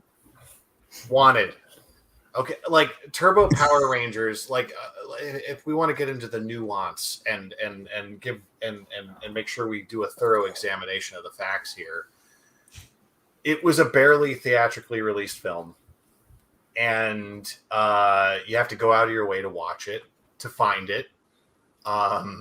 I think the first Power Rangers movie and the more recent reboot had more of a cultural impact. I think Turbo Power Rangers is just it's a byproduct that was spat out into theaters to make a quick buck, and that's fine. Wanted was not a perfect movie, but it was a fun, snappy action adaptation of the source material with a cool cast. Plenty of fans of that movie still around. I got nothing against Wanted. It's a great movie that pops up on TNT when I'm in hotels. I got no issue with it. So Wanted, but Turbo Power Rangers came out in theaters, so I wanted to at least acknowledge that. Dan? Sorry, Florida State is playing Notre Dame, and it's below the TV. But my mom keeps texting me, which is wonderful. But it's vibrating the table every time. I have to ask her. I'm just going to tell her we're watching, but please don't text. No, that's fair. I'm listening though. I'm listening to everyone. I'm going to be like that next week when when football starts again. Like, we're going to be real bad. I'm going to be real bad with this. For what it's worth, real quick, Dan, I grew up in Ohio, and when I got off the phone with my mom last week, she called me back 2 minutes later. She said, "I just wanted to let you know, Ohio State is playing Minnesota at 8 p.m." I'm like, "Thanks, I got it. So it permeates. I get it." Robert. Do you want? I was gonna say. Yeah. So it's funny you should say that Wanted shows up in hotel rooms, because I'm pretty sure we watched half this movie, Mara and Dan in LA. We watched it does pop up on those TNT channels. Wanted is a movie that I don't love very much, but I think is fine. It's like the epitome of it's all right. It does have a very talented cast. It does have a very convoluted story, and especially the end, which is similar to the end of the comic or graphic novel, whichever version you read. It's just like very mean-spirited, and it doesn't leave you feeling good. It is like distasteful, and that, like, especially the closing lines are just like it really kind of hates its audience and its viewer, and it's like, you're a piece of shit, feel bad about that. And that's like the last minute and a half of that movie is like he gives this big speech about how the viewer is terrible people, and it's not like a critique on society. It's like an individualistic thing. So I don't like love Wanted. I don't love its messaging. But Turbo Power Rangers movie sucks. So I have no love loss for the Power Rangers TV show. Turbo is just like, I feel like with some controlled substances, Turbo could be a good time, but without, it's like watching grass grow or like kicking a wall over and over again. So definitely Wanted for me. Marisol. I was the right age, so I'll throw a bunch of childhood shit at you. Like Turbo was to Mighty Morphin Power Rangers what like Pokemon 2000 was to Pokemon the first movie for me. It's a really good comparison. It was just, the first movie was such an event. I had loved the TV show in both situations. I loved it. I was so amped up, and even though, you know, looking back on it, it's kind of middling, but a respectable, venerable. I'm talking about both Mighty Morphin Power Rangers and Pokemon the first movie at this point. Like, venerable attempt, earnest attempt to bring that TV show to the screen, and it was a hit, and it was like an event for me. And then it just like dropped off a cliff with the turd sandwich that were the sequels, like the follow-ups. And I just like, even as a kid, I thought Turbo was stupid.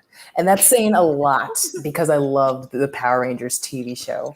And I just felt like the budget was less, and that was so obvious to me, like even through like kid goggles. I was like, this looks cheap. And that's saying something because most of the Power Rangers TV show was shot in like somebody's parking lot, but Turbo, yeah, I'm only going off of childhood memories off of that, and they're not even good. I don't even have nostalgia goggles from childhood memories, so I shudder to think what I would think if I watched Turbo nowadays. I do agree with the thing about saying about Wanted, where it's like mean spirited, but like Wanted is one of those movies with such an absurd premise. And curving bullets, for fuck's sake, it's just like that's the kind of stuff that would make me just like a massively eye roll, like approaching a movie. And like you said, like I'm not gonna overpraise Wanted here, but it's solid for what it is. It's a middling, respectable, diverting enough, not completely inoffensive, sharply with some sharply directed action scenes, even though it's an early, well, it's the 2000s. It was just, I don't like action movies that just rely on CGI they're fantasy movies. Those aren't action movies. Those are just fantasy. When you're just animating your car chases on a computer, it's no longer a car chase as far as I'm concerned. And Wanted is totally guilty of that. But at the same time, like sue me, there's still stuff in Wanted that it's still pretty cool. Like as many problems, as many laws of physics as bullet spinning breaks is kind of cool. So Wanted wouldn't probably beat a lot of other things, but it's gonna definitely beat the snot out of Turbo. So Wanted. Dan. With respect to the stylized violence and psychodrama found in Turbo, a Power Rangers movie, yeah, I don't have a lot to add other than yes, I will also go with Wanted. It's not my favorite. I do respect the balls to create a movie with the Loom of Fate as the main primary, just the idea of just like we're gonna bring to the screen a world where like the names of assassins targets are made on a loom. Like I love it. They didn't change it. That's the weirdness that I like in movies that come from comic books. I'm going with Wanted. Mara. So I know Wanted's going through because I can count. So I love piece of shit movies, and this is one of the pieciest of shittiest movies in this entire bracket. And so my chaos vote is going to Turbo, Power Rangers movie. Chaos vote, I like it. Both of these casts fairly. What was your wording for the attractiveness? And I already forgot your What, moisture? Moisture, that's it. Yeah. Both casts are fairly equal in moisture value. Yeah. Sir That's Pounce fair. just stole an ice cube I put on the table, and he looks very happy about it. I miss him. Yeah, I don't have much to add to this, really. I don't particularly want to watch either of these movies again, really. For since we're already here, I'm just gonna say for the moisture factor, we have to go with Wanted for me. Like that's just where it goes. So there we go. Well, with that, Wanted Terrence does Stamp make really it. gets you. Does make it. For the record, Turbo, a Power Rangers movie, 53% on Rotten Tomatoes, I believe. What? Wow. No Yeah. way. I don't Yeah. believe you. Oh man! All right, let's move on. I had to remove my joke because Jesse's not here anymore. So, Superman the movie versus Alien Resurrection. Oh, wow. Superman the motion picture before. Oh, Superman the motion picture, yes. Dan, I'm going to start with you. Not a very difficult decision to make here. I was introduced. I saw Alien Resurrection for the first time. I want to say on the night before I played Bibbs and Brendan, Possibly. possibly in New York. We watched it in a hotel room, and Yeah. Yeah, and I was not impressed, and I remain I remain unimpressed. Why not? It's not a good movie in the lead. Tell me your reasoning. Yeah, Superman for me, it's when we talk about generational things, like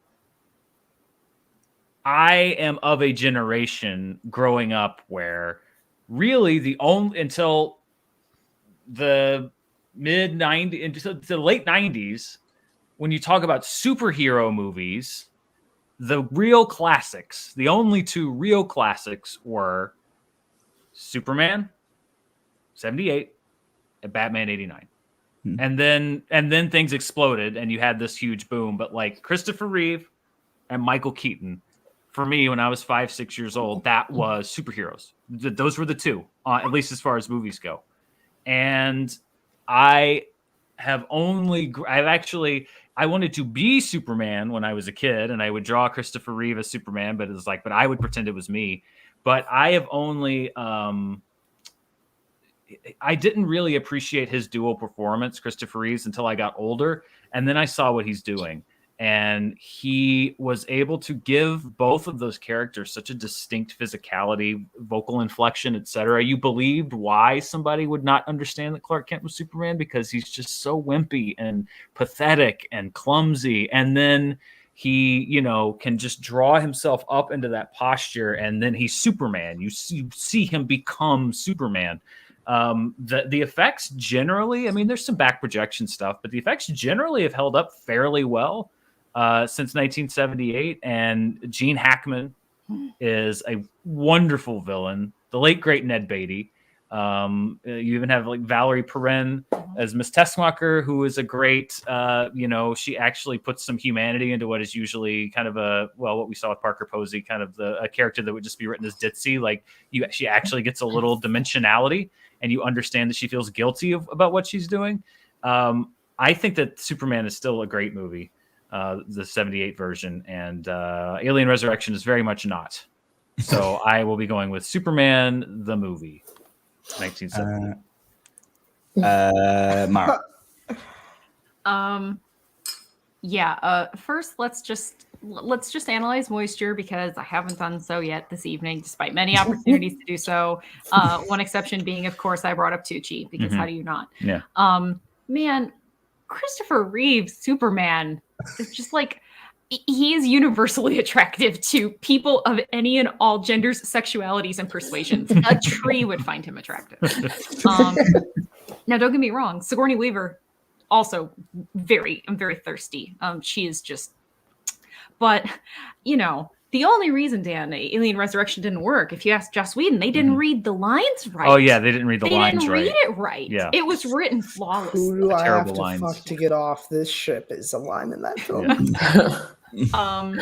That being said, though, I also have to point out, just from a physics perspective, people that critique him turning the world spinning backwards, there's actually a physics explanation that can make it where that is just optically what you are seeing. Kind of like when you stare at a ceiling fan, if you unfocus your eyes completely, like you have to do with the little 3D picture things. You know what I mean? Magic Eye. Magic Eye, yeah, like the schooner, you'll actually see your fan blades turning the opposite way, even though they're clearly moving that same direction. And it was just used potentially to depict him moving faster than light and traveling backwards in time rather than turning the world backwards. Just want to point that out for the people that don't give a shit, which is almost everyone. That being said, Dan, I can't believe you and I have never talked about that before. That's like my biggest problem with that movie. So thank you. I hope that this influenced your vote. People who are running for political office, call me. I can consult. Also, one thing Dan didn't happen to mention, though, is the music in that movie. Like, not just iconic, but inspired, visionary. Like, it communicates all of the things I love about that movie. It is simple when you think about some of the more complex superhero stories. However, there's an earnestness and a purity to that movie that I think stands the test of time. I think that it's not just bringing us back to that age when problems were more easily solved because the world didn't have quite as many terrible problems, at least not in the public consciousness and not with the 24-hour news cycle, but that you could really put your faith in that one person, a super-powered god alien, could actually do something about it and then inspire people to be better than what they are. So yeah, Superman the motion picture for my vote. Yes. Love you, Jesse. Congratulations on being married. Marisol. Ow. This is so easy. It's not even funny. So I will just take my time to just do a quick little defense, say a couple nice things for the fallen in Alien Resurrection. I will say that like I used to think this movie was terrible. It used to be my least favorite Alien movie by far until I saw, if you're counting AVP Requiem. But Yes, we are. which nobody should ever, but we have to. And then I rewatched it. Actually, not too long ago, I rewatched it, and I had this new appreciation for just the schlockiness and the luridness and just the so 90s energy that it brings to the table. And Sigourney Weaver is the sexiest and most confident in any of the Aliens movies. I feel like kind of in this one, it's like purposefully, like, I mean, it's not really our real Ripley, but it's almost like a last hurrah, and she's really just having fun with it and making the best of it that she can. And it has in all the Aliens movies, this one, honest to God, has I think the best set pieces for like alien action. Like I always remember that scene where the aliens are swimming underwater, and I just think that's, especially in like whatever 1998, seven. Sorry. No. Thank you. I just think it was really cool. That's one of the most memorable like alien action pieces in any alien movie that I've seen. There's actually some really good alien action in this. But no. This is a childhood favorite of mine. And I'm in 2021, after we've seen a bajillion, jabillion superhero movies, Superman the movie is still one of the best superhero movies ever made. And it's damn near untouchable as far as I'm concerned. I can still critique a few things in it, but it is just such a gold standard. And for all of the ways that Dan and Mara were saying, and Dan, you got me thinking about, like, as much as I do really enjoy Cavill as Superman, there is no difference between, and I don't know if this was Snyder directing him or Cavill's limitations as an actor, there is no difference between his Clark Kent and his Superman, the way you described. Like, there's no difference in the way, like, he really carries himself, presents himself, and even like the inflection, the way he speaks. Reeve is legendary. And this film is legendary, and it'll beat a lot of things. It should beat a lot of things in this bracket, but it absolutely curb stomps Alien Resurrection. But Alien Resurrection has its place in like the kind of mediocre middle pack there. Adam. Superman the movie is superior. I think Christopher Reeve's experience as a stage actor served him well in the role. I think he understood the importance of character, and he brought vulnerability to Superman in a really organic way that I think is really special. So it easily moves forward. I echo Marisol's comments about Resurrection, because as a horror fan, I think it actually has some of the best physical effects in the franchise. I think the characters are borderline pointless, but I do love the creature effects in Resurrection. I think they're badass. They really are. If you go back and you watch it just from a technical perspective, it's a really cool movie. It just doesn't have the heart or the themes of even an Alien 3, really. It has more interesting creature effects than Alien 3, but Alien 3's got a lot more on its mind. But yeah, Superman the movie is in this for the long haul. Let's move it forward. All right. Robert. Yeah, ultimately I'm going to go with Superman the movie as well, although it's not a movie that I really gravitate towards quite as much or really love quite as much. I think the pacing is a little bit slow, and it's a little bit long. It's like a 2.5-hour movie. But like Dan said, just everything Christopher Reeve is doing, everything Gene Hackman is doing, everything Nate Beatty is doing, everything Margot Kidder is doing. It's a really, really great movie. Alien Resurrection, though, like I'm a sucker for some alien action. Even the stuff in Requiem that you can see, I really, really like. I like the first AVP. I I am the way that Mara, I think, feels about the Superman sequels, where like she can admit they're bad, but she loves them. That's kind of how I feel about Alien Resurrection sometimes and AVP1 sometimes, where like I know they're terrible movies, but like man, I love watching aliens kill people. There's a lot that I personally really enjoy about Resurrection. But yeah, all three Superman the movie, and also every time that I talk about Superman the movie, I found out I like it more. Like when Mara just said the thing about the sciencer.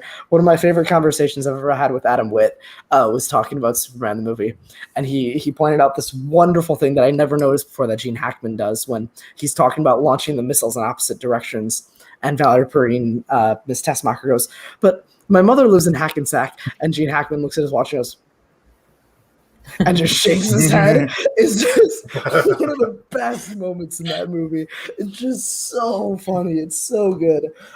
So every time that somebody talks about this movie, I learn to like it more, even if it's not something that I like inherently have a lot of passion for. But yeah, Superman to me. Okay. So I haven't seen any of the Reeve Superman films until this year. Until about like 6 months ago. 6 months ago, Yeah. something like that.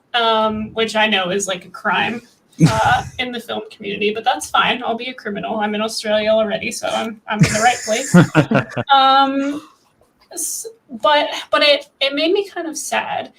And the reason I say that is because once you see Christopher Reeve play Superman and Clark Kent, I don't know if you're ever going to get that or close to that ever again, which I know is kind of a big statement when you think about it, because there are plenty of actors out there who can do different things with different roles and people can love them for different reasons. But after seeing other people take on the role of Clark Kent and Superman, you just don't get that same level of difference. You don't get that physicality difference. You don't get the voice difference. You don't get people who either have the ability to click into that, whether it's acting skills or whatever it is, or you have either actors or directors or people who are involved with those choices who don't understand how big that is for the character working the way it does when Reeve does it.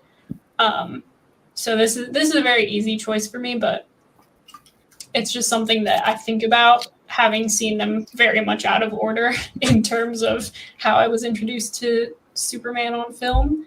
And I just don't think you're ever going to get what Christopher Reeve gave us. It's just not going to happen. So there's my 2 cents for you. All right. Well, with that, Superman the movie moves through and Alien Resurrection has been eliminated. Next up, we have From Hell versus Ready Player One. Adam, I haven't gone to you for a while. I'm going to start with you. All right. Okay. I'm here for this one because Ready Player One bores me to tears. And if anyone likes it, I apologize in advance. I went into that movie as an easy sell. I knew it was going to capitalize on a lot of the stuff I grew up loving. I'm from Columbus, Ohio. And that movie annoyed me thoroughly. I tried to enjoy what I could about it. I'm not mad at Steven Spielberg, but I also feel like he was just doing his due diligence. You know, he had signed on for it, and he made it happen.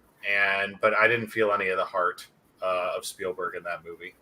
I'm obsessed with The Shining, like a lot of good film fans out there. But that whole sequence just felt like just this weird, bizarro, nostalgic porn situation that I don't know. I left feeling kind of icky after Ready Player One. From Hell, not great, but damn is it earnest. And I just like that it happened, in this like quick run up to, Johnny Depp's last great hurrah after Pirates, where, he'd done Sleepy Hollow and Chocolat and all that stuff. And From Hell was another period piece that was capitalizing on the Jack the Ripper stuff. But the reason I enjoy that movie for what it is incredible. It's incredibly pulpy. It's a police procedural that, clips along. It's sloppy. It's not great, but it is not nearly as presumptuous as Ready Player One, and I think it's got some really cool sequences to it, some genuine scares, and it's exploitative as hell, but not nearly as exploitative as Ready Player One. So I vote for From Hell. And Robert. So I saw From Hell for the first time this year and liked it quite a bit. I love the Ian Holm performance in that movie. I think he's by far the best part of that movie. That guy's just magnetic every second he's on screen in that film. I love watching Johnny Depp like have opium infused dreams. It's a good time. I think From Hell is a really, really interesting movie. I think it's a little long. It's just over 2 hours. And there's a little bit. I think there's some fat that could have been trimmed off of it. Ready Player One is a movie that I rewatched this year for the first time since 2018, and I liked it much less than I did when I saw it in theaters. But I still really like it. I still really like. I think the visual effects on that movie hold up incredibly well. I don't love Ty Sheridan in this movie, but I mean Ben Mendelsohn kills it. He's just as good as Ian Holm is in From Hell. I love everything in the Oasis is just so good. Everything outside the Oasis, like I get that that's like the story they're telling, but like I don't want to spend my time there. I want to spend my time egg hunting and doing climbing Mount Everest with Batman and doing like all the stuff that they can talk about doing in the Oasis. Ultimately, I'm going to go with Ready Player One, but I understand the criticisms of that movie. It's just one that I just have a fucking blast watching. Dan. There is particularly amongst the critic circle, there is this not trend. People write Ready Player One off as this dumb pastiche of pop culture. I don't agree, quite honestly. I actually, when they did that first action, that race sequence that, kind of toward the beginning of the film, that was the first time, and then continuing through the rest of the movie, that was actually the first time in probably 15 years that I actually believe that Steven Spielberg was capable of doing the same kind of filmmaking he was doing in the 80s. Because I thought that was so energetic and alive, and just done so well. I think people get hung up on the idea of it's just using all of this IP. I think that it's actually good stories, and also when you look at Minecraft and Fortnite and and Mortal Kombat, like what do they do when they're doing expansions and stuff? They're like, now you can play as RoboCop. Now Emperor Palpatine is coming to Fortnite. Like that's what they do. That's what these companies do. They take the IP that people love and they put them in these games so that you can unlock and play as them. Like that's what video games do now. And so I think it was completely inherent to the movie that you have all this stuff in it, because that's exactly what people actually do in video games now. And if you could be in that world, then of course you'd want to buy the holy hand grenade of Antioch, or you'd want to ride around in the Iron Giant. That's 100% what people would do in the video games, because it's already what they're doing. I actually was at what Adam was saying. I remember when I saw the movie with the whole Shining thing, I said, people are either really going to go for this or they're really not. And I completely understand people that don't dig it, because it is sort of treading on holy ground. And I completely understand coming at it from the sensibility of like, you're cheapening, this movie, the Stanley Kubrick thing. I actually really enjoyed that sequence. That was my favorite coming out of the film. I just thought that it was fun. And I really just think that movie's fun. I think that Ben Mendelsohn is a great villain, as he has been in many other movies, and I'm sure will continue to be. I know that a lot of people write Ready Player One off. I actually don't. And it's not my favorite. I like a few films more, but it is one of my favorite movies out of the later Spielberg canon. I actually really enjoy it, and and enjoy revisiting it when I do, which I have a few times. And I also, by the way, there's some real heart in that movie. I love that moment at the end with the older Og, Simon Pegg, when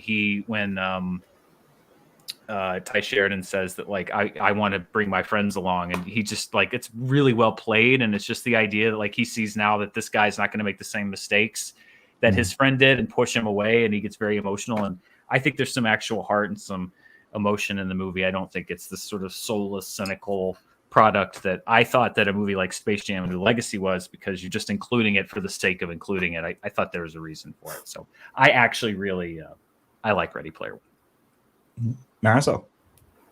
Yeah. I think this one's gonna be I think a scrap, because I'm gonna tilt this back right back in the other direction. I have no emotion for Ready Player One. I do find it an emotionally desolate film. Does not stir me, does not move me. I do feel the weight of the nostalgia cannon just aimed at my face.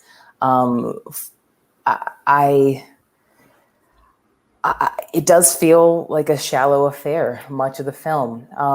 Spielberg topped himself in terms of animating an action scene. Spielberg topped himself 3 times in The Adventures of Tintin over Ready Player One. The action is breathtaking in Tintin. And I just, there's nothing to grab. Like, even if I don't have direct, like, connection to, I don't have a lot of connection to video games, or the 80s. But if there's a heart, if there's a reason to care, and there's something grounded, something tangible to really follow and believe in the story, I will follow you to whatever you're making a movie about. And that's absent in Ready Player One for me. It doesn't have 2 legs to stand on besides I think it's one of Spielberg's least inspired efforts of the 2010s in a decade full of which is definitely of a decade that's already the weakest of his career. How dare you say that about Warhorse? But From Hell, I'm just a big fan of the Hughes brothers, and while I don't think From Hell is nowhere near their best film, I don't even think it's in their top 3 best films, honestly. I have a lot of respect for the Hughes brothers, and they do bring just snappy camera work, and really do. There's such an effort here, which is what I feel like the opposite with. They're both different filmmakers at vastly different points in their careers, but I feel such an effort from the Hughes brothers pumping into From Hell. And I was also ready after Sleepy Hollow for another Johnny Depp, like, murder mystery kind of movie.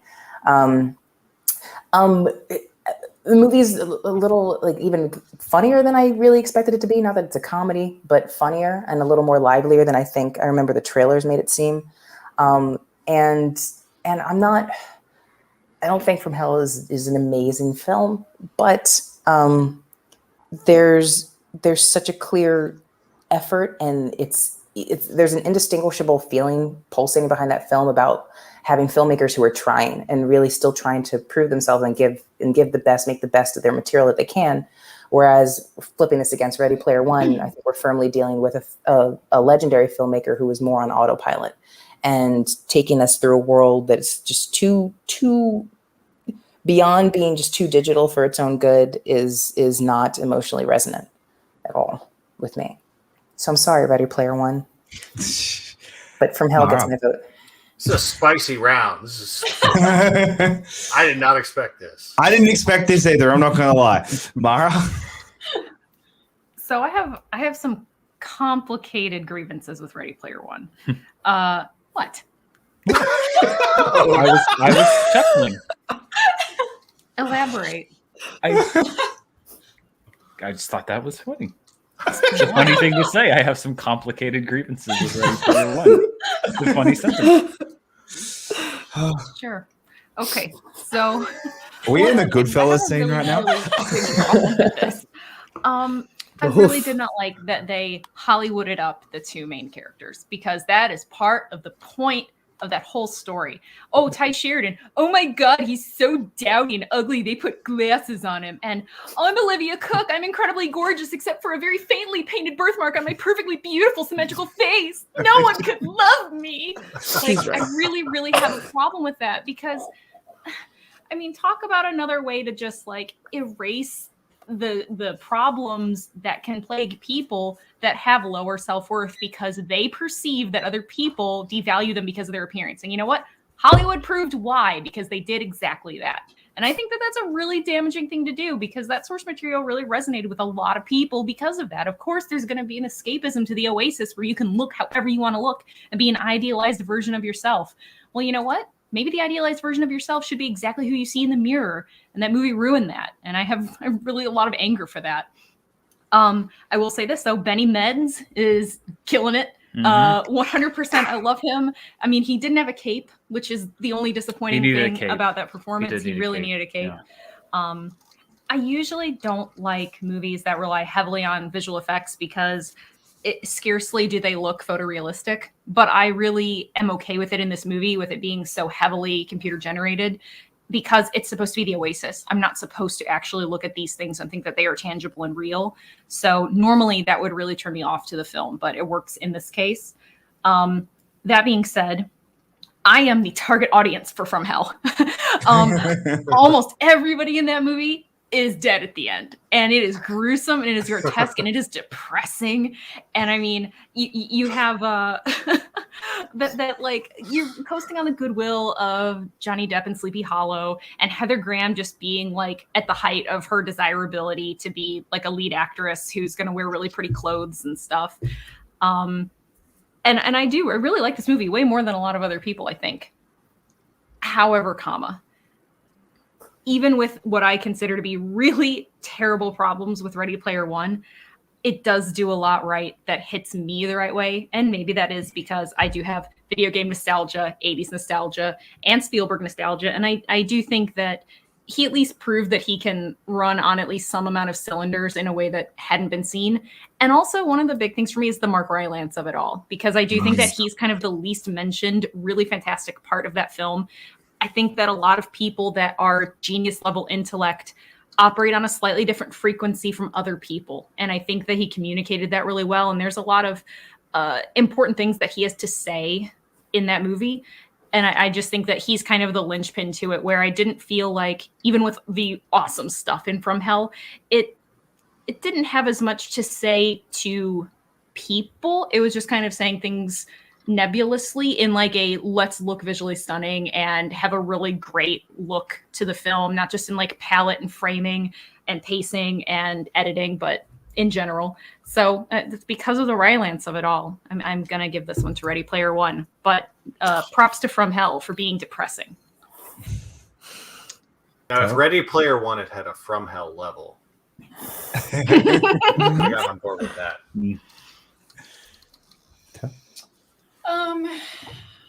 Yeah, the thing I think that's most precious to me and makes me happiest about Ready Player One is that we saw it together. On my first trip to Australia. So like that second movie. It was our second movie that we saw in a theater together, on one of the most interesting date nights I think I've ever been on in my life. But that's really the only like goodwill that I have towards that movie. That's like the best thing about it for me. So yeah, From Hell is exactly my vibe, and that's where I'm going with this. It didn't emotionally grab me the way I wanted. I fell asleep. You did. You woke me up and you're like, the movie's over. I was like, cool, let's go. So yeah, I'm going with From Hell. I have the deciding vote. This is fun. Is it tied? It is tied. It is. It's 3-3. I have the deciding vote. How is this our closest one? I don't know. This if is you told me awesome. this, that From Hell and Ready Player One was going to be the close, tight matchup, I'd be Right. like, yeah, right. Outside, I really thought Mad Max and Watchmen would have been the like closest matchup. I wish I wish that one was closer. I was a lone okay. ranger out there on that one. I wish Malin Ackerman wasn't in that movie. Well, people say that a lot. All right. So I really enjoy both of these movies. Like, I actually really enjoy both of them. I think From Hell is really fun. Not fun. It's a really like It is fun. dark and It's fun. depressing, and just invitation into this world of Jack the Ripper that we don't get. We actually have, like, for considering he is one of the most like iconic serial killers, there actually isn't that many Jack the Ripper like movies that are out there that are It's just about 'cause Jack the- the Ripper. the There's case a wasn't lot of solved. TV. There's a lot Like of this TV. and time after time. Yeah. That said, with Ready Player One, I had read the book, which was a mistake, and I really was glad that Spielberg directed this one, because I do think he does bring a lot of heart and a lot of extra stuff to this movie that a less talented director wouldn't have. God, I hate this. Just remember, Jacob, you'll be disappointing half of us, whichever way you Yeah, exactly. It doesn't really matter at the end. I know, of the day, and so- the irony is, I'm not even sleeping in our bed now anyway, so I can't know, like think so it about doesn't that. really Yeah, matter. because I'm It's- sick. So I figure you're sleeping on one of those blue shelves back there. You know what? You should tell yourself to fuck off for doing this. Yeah. Yeah. yeah, I know. Yeah, You asshole. Fuck me, right? Okay, I'm going to pick Ready Player One because that was the like gut feel when I first saw this. What's the point of having these conversations then? What? That was my gut feel when I first saw it. I was like, okay, Oh, Ready man. Player One. If I had to Fucking watch one right Chucky. now, if I had to watch one right now, You I are would. a Spielberg shill. And I'm so angry at you. Oh, I'm yes, so that angry came at out. you right now. Sorry. I'm a Spielberg. Yeah, shill. I'm picking Ready Player One, and I'm going to sit in my corner and regret ever coming up with this show. Let's move on to our next one. Ready Player One makes it through. I hope it gets crushed. I mean, it goes up. Okay, it goes up against Superman the movie next. It's screwed. Oh, Like, yeah, it's no. screwed. Yeah. Honestly, on some days I I might want it vote to Ready die Player a One. fiery death next round. No, That's even what if I From want. Hell had won, it stood no chance. Yeah. Oh yeah, even From I Hell. don't care. Doesn't make I me feel love better. You doing that. Trying, that it really was. I love these in-depth debates on these middling films that we have, and then you put, And then the next one, yeah, we have these really in-depth debate, and then next one, it goes up against Superman. Next round, Jacob. by the way. Jacob, I I want to will- go on the record. You are ridiculous. Yeah. All TJ right. Miller is 1-1 tonight for Age of Extinction and Ready Player One, though. It's worth being said. All right. Next up, we have Sky High versus Terminator Salvation. What is This should be a this? nice, quick, easy one, I think. Marisol. Oh, I guess not. I don't know. Here's my hot take. I really like Terminator Salvation. I know, like, so many people, everybody, I feel like any one of the Terminator sequels, after we're getting out of T2, everybody, you hit any of them, T3, Salvation, Genesis, Dark Fate, everybody, you meet somebody who's going to say, like, oh, that one sucks. That's the worst. I feel like that's kind of interchangeable. You'll hear that about any of the Terminator sequels after T2. I am softer on Salvation than I think a lot of people are. I think McG is a great action director. He does a bang up job with the Charlie's Angels movies, and he does a great job with this one. I think that the action is on point. I feel I think that I just wish that somebody other than Christian Bale has been cast as John Connor, because I think that was not the right choice in 2009 for Christian Bale, for Batman to be John Connor. And I don't think that they do enough. I think the script gets pulled in two different directions between him and Sam Worthington. But I like the washed out, the gray aesthetic, the visual, like I said, the action. I think at least this one is at least, not rehashing the same, somebody's just coming back, a Terminator's just coming back to kill somebody from the future. I think this one does try a different storyline than the rest of the Terminator films, and I appreciate that. And I like this movie. Sky High is cute, but I was a little too old for it when I saw it. And it's difficult for me to separate, to be objective about it, because it is cute. It is sweet enough, but it's still, I can't shake the feeling. It just feels very, very childish. And, yes, Kurt Russell is so charming. And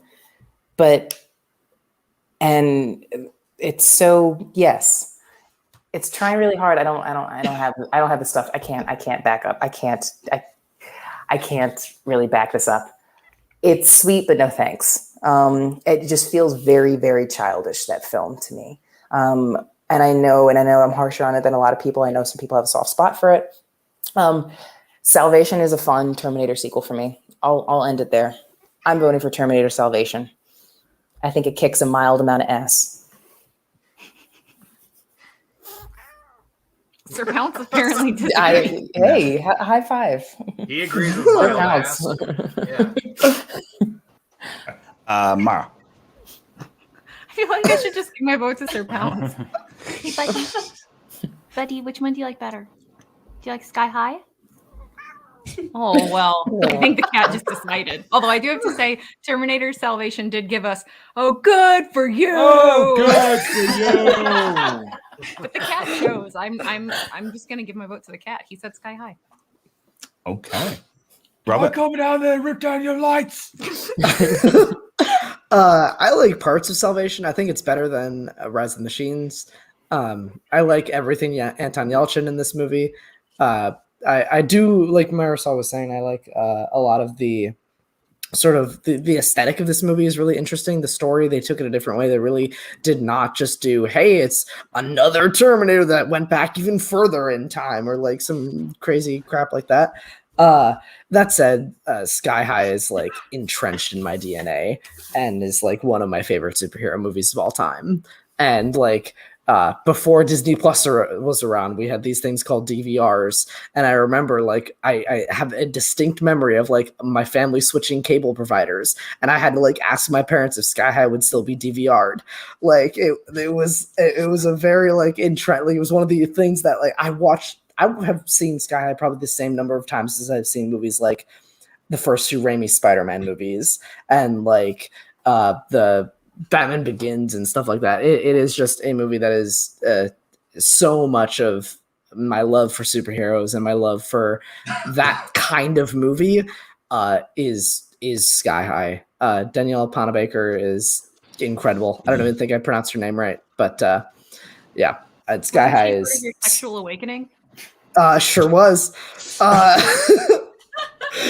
the part where sure is moment of the night. Yeah, Sky High is a very important film to me on many levels. So I'm gonna go Sky High. Dan? Well, I can't say the same because that would make me incredibly confused. So, I saw Sky High a few years ago for the first time. I think her first go round through IG because it kept coming up, and it's cute. It's fine. Terminator Salvation for me was the Terminator movie I thought I wanted. But then I swear I don't always let things revolve around one thing. But if something's big enough, I just have a hard time getting over it. And so you have this whole movie is predicated on the idea that Skynet has this kill list, and Kyle Reese is on the kill list, and they know if they kill. Hey, buddy, no. No. They know if they kill Kyle Reese, there's a pretty good chance they're just going to win the war outright. Game over. War's over. It's done. Humanity's done. There's no John Connor. Who knows what's happening?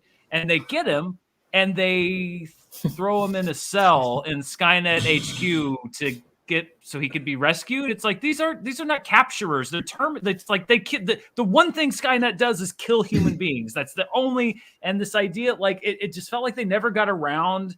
They just like, well, people don't really care. It's like, no, they would kill Kyle Reese immediately. Well, like they wouldn't put him in a cell. They wouldn't put him in a jail cell to be rescued. Even the HKs are literally called hunter killers. Yes, like the idea that they didn't just immediately kill Kyle Reese. I thought this was such an obvious plot issue. And this is when people say plot holes. It's not like like this isn't to me. This is like the nature of a plot hole. Why they don't just immediately kill Kyle Reese. So I have a hard time getting over it. Plus, I feel like there was the leak. I'm not talking about the Christian Bale audio. I mean the actual leak of the script, and it felt like the finished product was like a compromised version of what they really wanted to do because it got out what they were doing, and so they changed it. But it was sort of the same thing, but it also didn't quite make sense, and it just didn't come together for me. And I really went into that movie with like I was so primed and ready to just love that movie and want to see like 3 more movies with Christian Bale as John Connor. And I just was so let down by it. And it just, even the thing is just like have the balls to not do Arnold. Like, if you're not going to get Arnold, don't try to do this half route where you have this like CG body double because you don't think that people are going to like a Terminator movie if Arnold's not in it. It just, so much of it felt like half measures and compromises to me that it just didn't work at all. And you know, it's been a while since I've seen it, so perhaps I would like it a little bit more, but I have to go with what I know. And so Sky High, I thought was an entertaining film. I can understand why younglings like Robert enjoyed it. And, you know, I didn't find anything, you know, yeah, it was cute. It was funny. It was entertaining. Kurt Russell's great. It was kind of the beginning of his self-aware Kurt Russell phase of like, I'm going to make my career as Kurt Russell, partly just being Kurt Russell and making it very known that I know I'm Kurt Russell.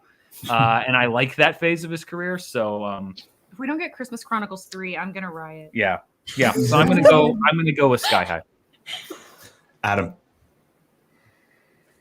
I mean, it's fun when you have a movie that I missed because of my age, compared to a movie that feels very mediocre because of my age. The thing is, like Sky High, I caught snippets of in the 2000s. I really need to give it a proper watch. I'm sure it has its finer qualities, and I also am very fond of Courteous Russell. But Terminator Salvation, it's got, the thing is, I've watched that movie at least 3 or 4 times because I'm a fan of the franchise, and it's a very frustrating franchise. Very frustrating, as we've discussed week after week after week. Why can't it all just be the Sarah Connor Chronicles? Yes. It would make it so much easier, because it's better than all of these movies that came after T2. But Salvation, I agree with Marisol's point that I think there's a lot of good stuff in there. I like that it is Terminator 4. It continues the story of Terminator 3, kinda, because you know, like you know, Bryce Dallas Howard is technically Claire Danes, and you know, that's technically in the movie. Yeah, she's pregnant and does operations, but I just Christian Bale's so distracting in this movie. He feels like he walked off of the Dark Knight and just grabbed an AK-47 and marched around a desert and yelled and like. Sam Worthington is very, very hollow in this. This should have been Anton Yelchin's movie, in my opinion. If it had been Anton Yelchin's movie, because he's so physically vulnerable at that point in his life, he's not the badass we see in the original Terminator. Seeing him survive an onslaught of Terminators hunting him down would have been very harrowing.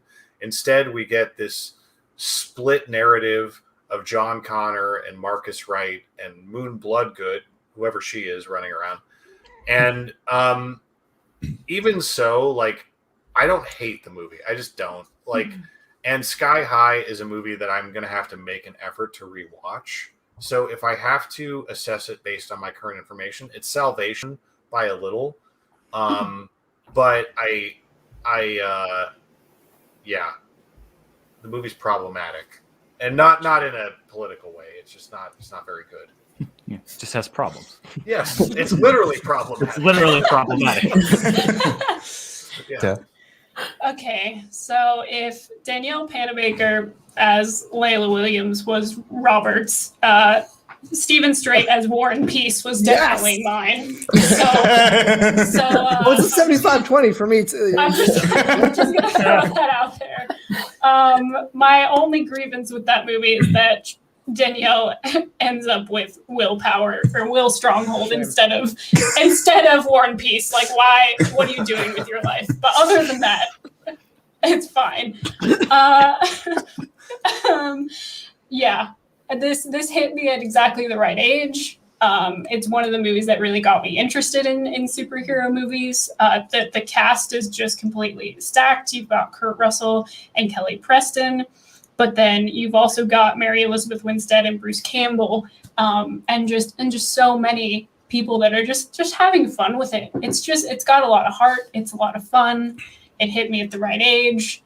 I was like, man, I have a crush on like everyone in this movie, like non-exclusive to anything. So yeah, I'm gonna pick that. Sky High's my pick. Sky High Everybody in that makes movie knows exactly what movie they're in. Yes. Nobody's in the wrong Yes. movie. Everybody knows what they're doing. I'm really glad that PJ is going to still be alive because I was concerned for his safety. Don't worry. Hey, he's already tried to murder me after Rocketeer got kicked out. So yeah. All right. Next up, we have Pirates of the Caribbean: Dead Man's Chest versus Snowpiercer. Lauren is definitely going to accuse me of hating the Pirates franchise. I really like the Pirates movies. I just want to say that. Apparently, this randomizer doesn't, because it keeps putting up every single one against like really good movies. I know she's gonna be like,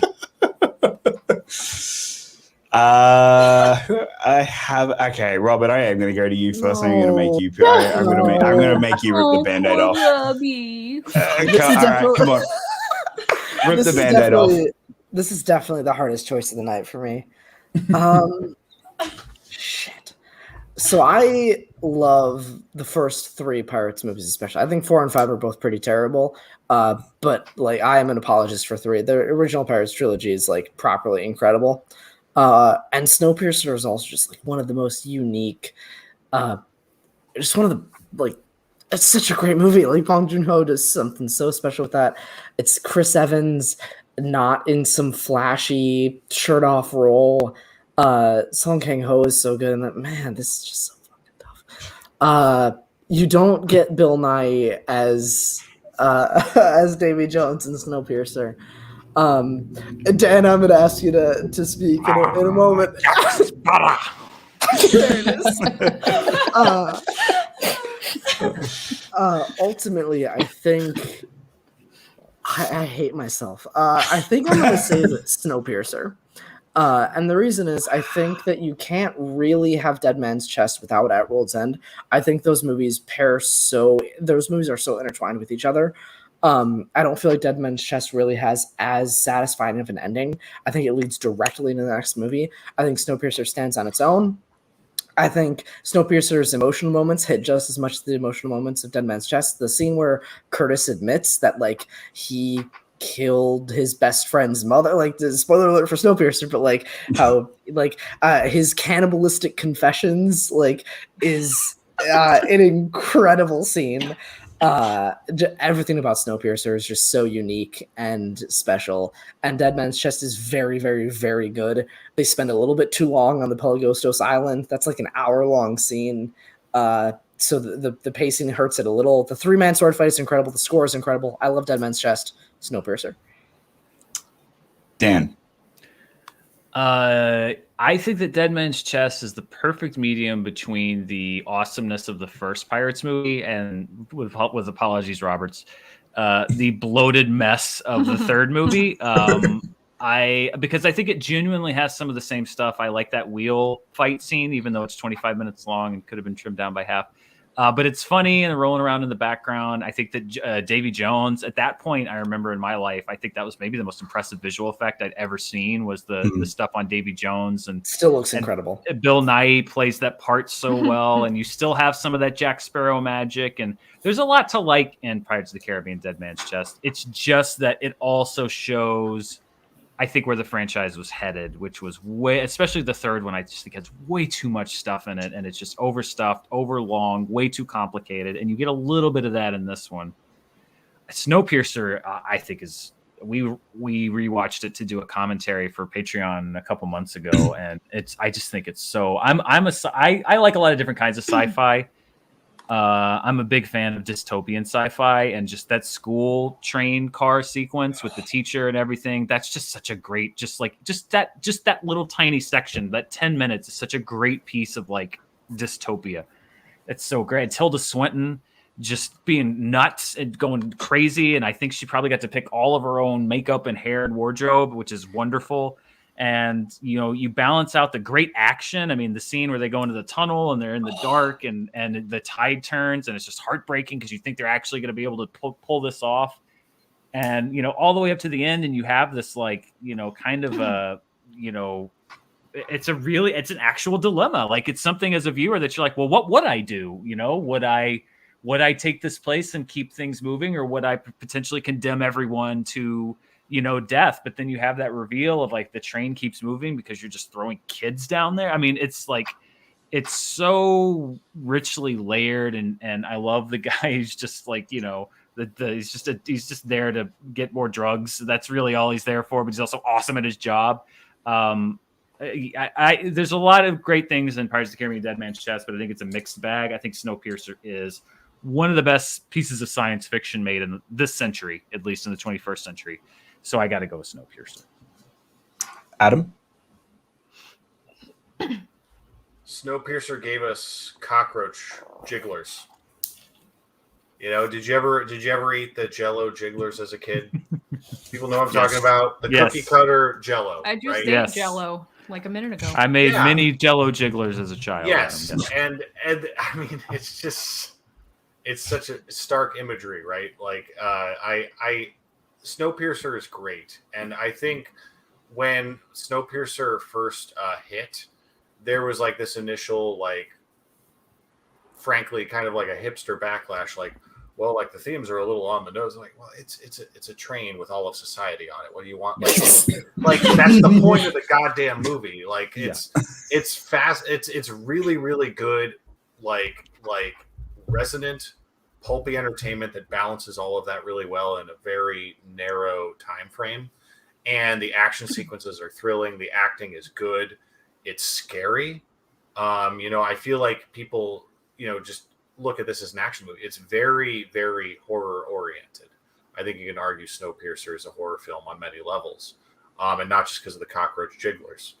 But like Dead Man's Chest, really fun theatrical experience. It is a half hour too long, and even though On Stranger Tides is not a celebrated Pirates of the Caribbean movie, the thing I like about that movie is it's 2 hours, and I think that's what the Pirates movie should have been after Curse of the Black Pearl. You don't have to be Lord of the Rings. You don't have to invent your own mythology. Like Davy Jones is sufficient. You don't need the Kraken on top of that, especially when the Kraken dies off screen in between movies. Fuck that. I've always had a problem with that. You bring the Kraken in and it doesn't, and it dies off screen. Terrible. Worst thing in that franchise in a lot of ways for me, because I love the Kraken. But Dead Man's Chest is fun. It's funny, which I think is what Pirates of the Caribbean does really well when it's succeeding. Like when it nails that like Charlie Chaplin, Buster Keaton on CGI steroids type humor, I dig it. I love the guillotine scene in the fifth movie. I think it's hilarious. But Snowpiercer it's a more interesting movie. It's a more important movie.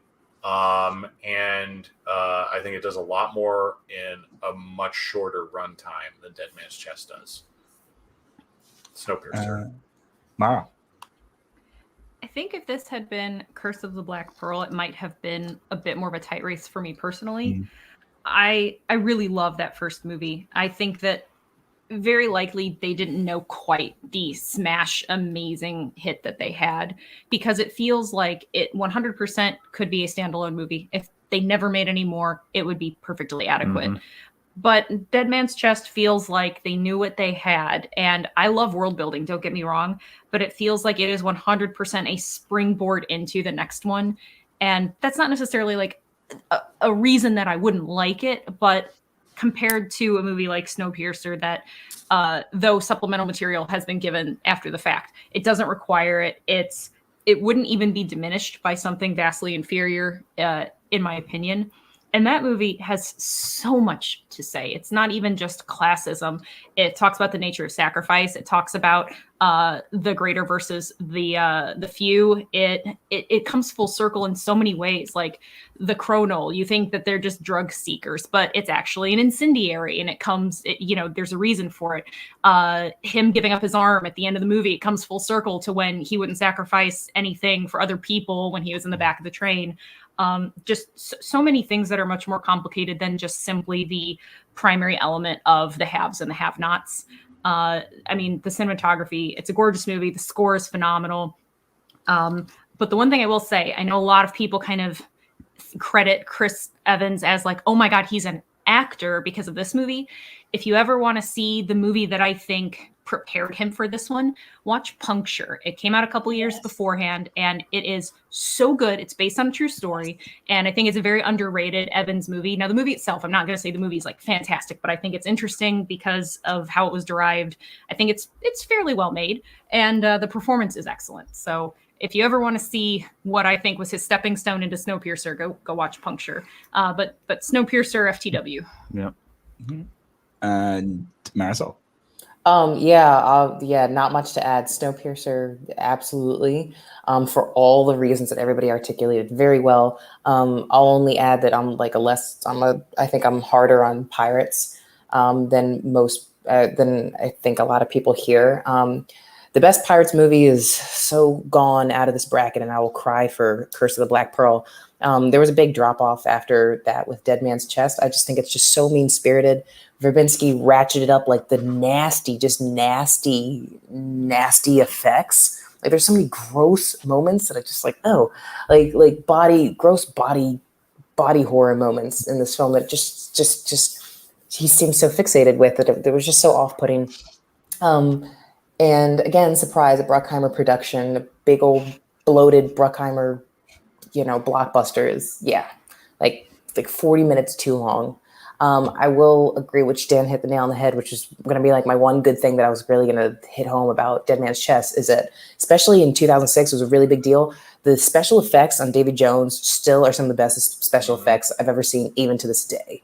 Like, I was so not ready for that in 2006, especially because, I don't know, what was my benchmark for special effects? Like fucking Catwoman and Daredevil and the video game Gollum scenes. had been done at that point. Gollum had been done. That's true. But the prequels had also been done, and those visual effects suck. That was that was such an outlier. Gollum was and to see I think Davy Jones is absolutely one of the visual effects highlights of the decade. And still maybe even still in the 21st century so far. I cannot congratulate that. I cannot praise that any further. But the movie, no. Boop. Snowpiercer. Yep. Can we go that one more time? What was it? I don't know. I concur. Okay. I concur. Yes. It sounds like your scaredy noise, Robbie.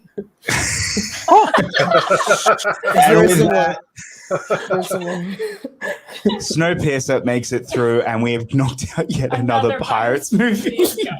No, none of them are going to get through, too. Unless you put Dead Man Tell No Tales against Tank Girl, or even then Tank Girl. One of them has gotten through, but I know is that Curse of the Black Pearl went up against Jurassic Park. So that's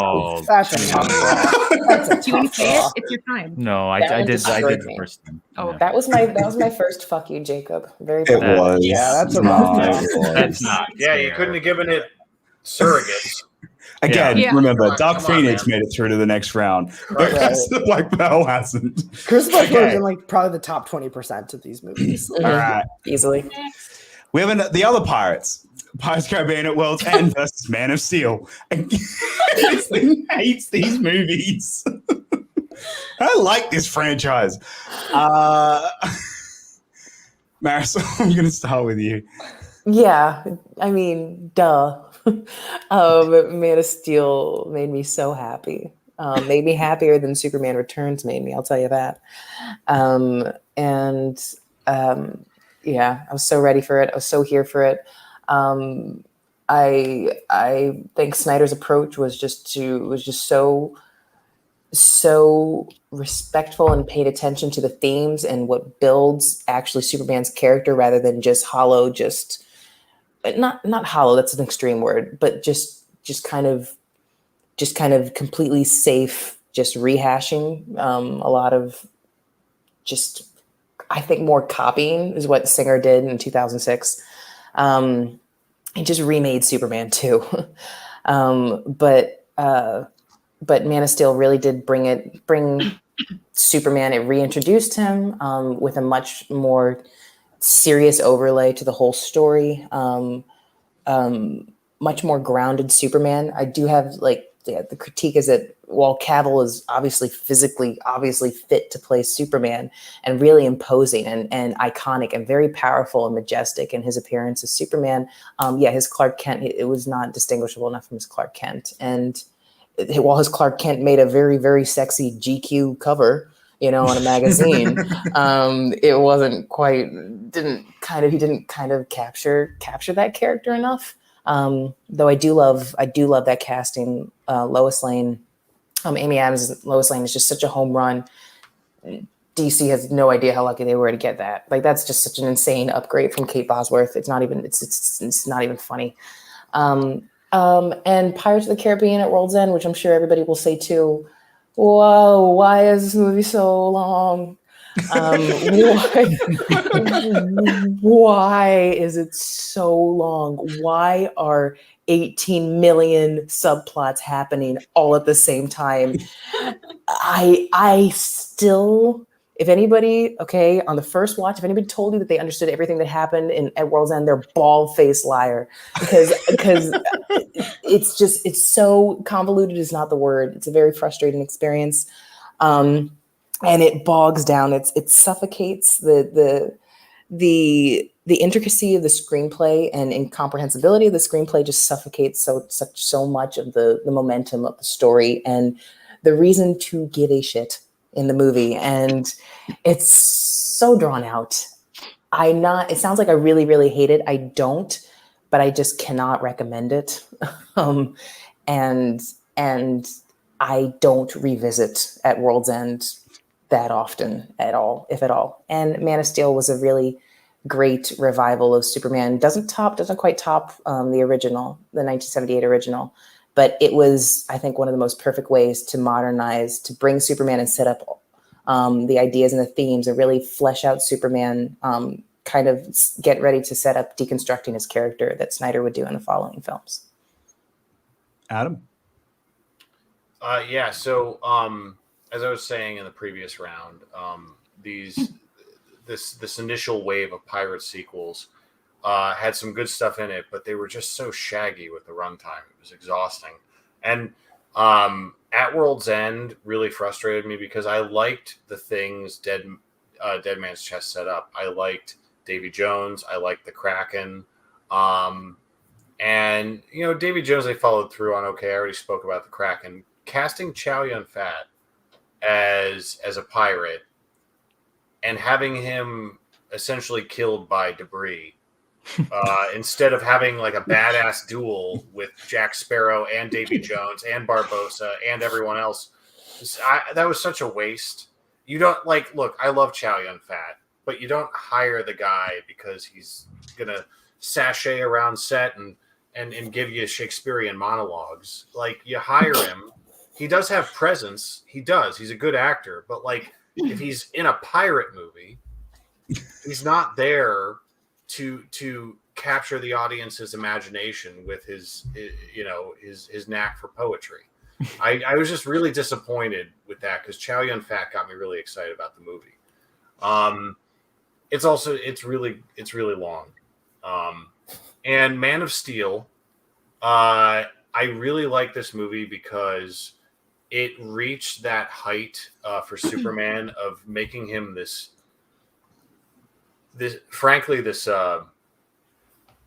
frightening and humbling figure. And I think that's what distinguishes it from the Christopher Reeve and Superman Returns era, because he's not this. He's trying to be a good person, but it's not the traditional old-fashioned Superman we know. It's what would it be like if someone who looks like a human being could literally do anything? How scary would that be? What would the impact of that be on the world? And Man of Spiel. Man of Spiel. Man of Steel. You could write for Mad Magazine. I know. It posited that question, though, in such an interesting way, and you can debate how it followed through on that in the spin-offs and sequels. But I really like that Superman was a god, and through Henry Cavill's portrayal of him, we see the ground level of that story. And while I agree that Clark Kent is he's basically Chris Hemsworth in the Ghostbusters reboot with the fake glasses and everything. Like, he's not that convincing, but I feel like there's still enough there that if we ever got that sought after Man of Steel sequel where you could kind of massage the details and just give it a little bit more nuance, I really feel like a Man of Steel sequel could drive home what the original did well. It is not a flawless movie, but I think it's one of the most breathtaking Superman movies ever made, and I really like it. And the score is one of my favorite scores in all superhero movies. I listen to it a lot. I have the actual CD. So there you go. Mara. 100% agree, by the way. The score to Man of Steel is phenomenal. And I have very little doubt, just based on being able to count, that Man of Steel is going to sail through. So, pun intended, by the way.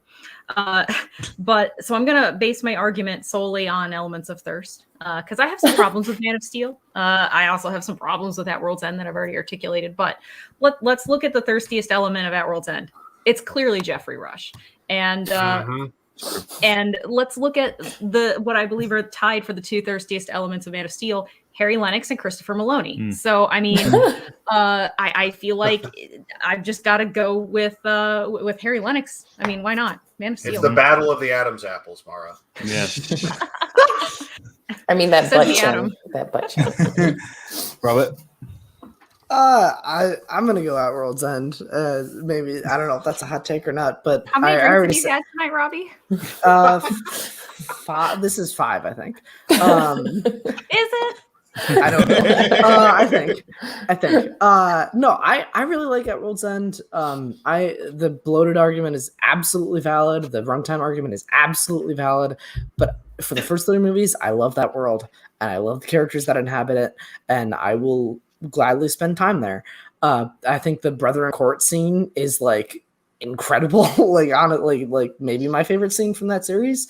I really enjoy it personally. I like the Calypso stuff a lot. And Man of Steel I have some massive problems with it. I love the score, and I love when he's discovering his powers and jumping. You hear the Jor-El voiceover. That's really great. I don't love how Pa Kent is willing to sacrifice a busload of students so that Clark doesn't get discovered. That's kind of fucked up. I don't like how the last hour of that movie is just destruction of property and people, and I think that's kind of dumb. I don't love the stuff in the Indian Ocean where he has to go and defeat the one terraforming machine, World Engine. Yep, there it is. He has to go defeat the one at World Engine. They're like, oh, can he even do it? And then he does it 10 minutes later. Like, I think there's a lot of problems with Man of Steel, and I don't love it. And At World's End is a movie that I would rather watch than Man of Steel. So, okay. Even though that's my chaos vote for the night. I think that Man of Steel and Pirates of the Caribbean at World's End for me share a similar huge flaw, which is a messy third act in particular.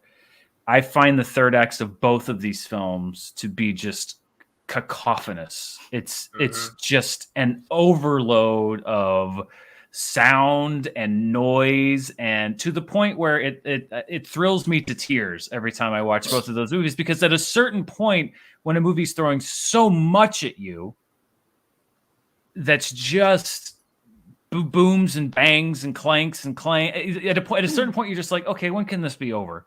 When are we going to be done here? And so I've revisited both of them, and I maintain my opinion there. What I've come around on quite a bit since I saw it is the first two acts of Man of Steel. And Henry Cavill in particular. I've enjoyed him more every time I've revisited the film. And I enjoy also more the sort of philosophical debate between his two fathers in a way that I didn't particularly dig into the first time I saw the movie. And so Man of Steel has kind of grown in my estimation, even though I still have huge problems with the end of the movie, which really, to me, holds it back from being a great movie. Pirates of the Caribbean at World's End, I've seen probably 3 times or 4. And every time I've rewatched it, I've said to myself, okay, I'm going to pay meticulous attention to everything that happens in this movie so that I will understand what's going on. And by 45 minutes in, I don't have a fucking clue who is working for who, or who's triple crossing, who's a double. There are a lot of agent, parlays. who's triple crossing. Are they lying about being a double cross, or did they triple cross the double cross and the 7 pieces of 8? And I know I'm glad that you like pirate parliamentary procedure, Robert, but it's just not for me. I think that Pirates of the Caribbean at World's End is a mess from start to finish. And I've tried to understand it and sit down, and I'm starting to think there's nothing to understand. So my vote goes to Man. Although that movie, Pirates, is the only movie that I'm actually very much in favor of having crabs. Yes. Well, and in that final sword fight, that final sword fight between Davy Jones and Jack Sparrow should be amazing, but it's intercut with like 3 other simultaneous sword fights and a naval battle and a whirlpool all happening at the same time and all going on at the exact same moment. And it's like, you don't want to see Orlando Bloom and Keira Knightley get married in that scene too? In the middle of 3 sword fights. It's all just. Well, and then they get ready to have their own sword fight. Yeah, it's all just too. It's too much. It's too much, and no, can't do it. But Man of Steel gets my Taylor. Yeah, this is relatively easy for me. I enjoy Man of Steel. I think the biggest issue I do have with it is probably the last section of the film is where most of my complaints will come in. I don't think it's a perfect film by any means, but I remember walking out of the theater really having enjoyed it. Every time I revisit it, I enjoy it for the most part. It's in the top tier of my DCEU films, and always has been. So for that, I have to choose it at this point. Like, At World's End doesn't really give me much of a choice, just because the thing I remember most from the film is the 7-part battle going on at the end there, where you can't really tell what's going on anyway, but that's the thing that I remember from it and not much else. I don't really, If you ask me to like give you a summary of what actually happens in that film, that's about all that I could give you. So fair enough. All right. Can you say Calypso in your Bill Nye voice, please? Can you say Calypso in your Bill Nye voice for me? I've never done Calypso. It's like, Calypso. I can't do that one. I can only do because that's what he does all the time. I can't do Calypso. I just think about Jeffrey Rush. Jeffrey Rush. Calypso. All right. Let's move on to next up. We have this is a tough one. Men in Black versus Rise of the Planet of the Apes. Oh. Fuck you, Jacob.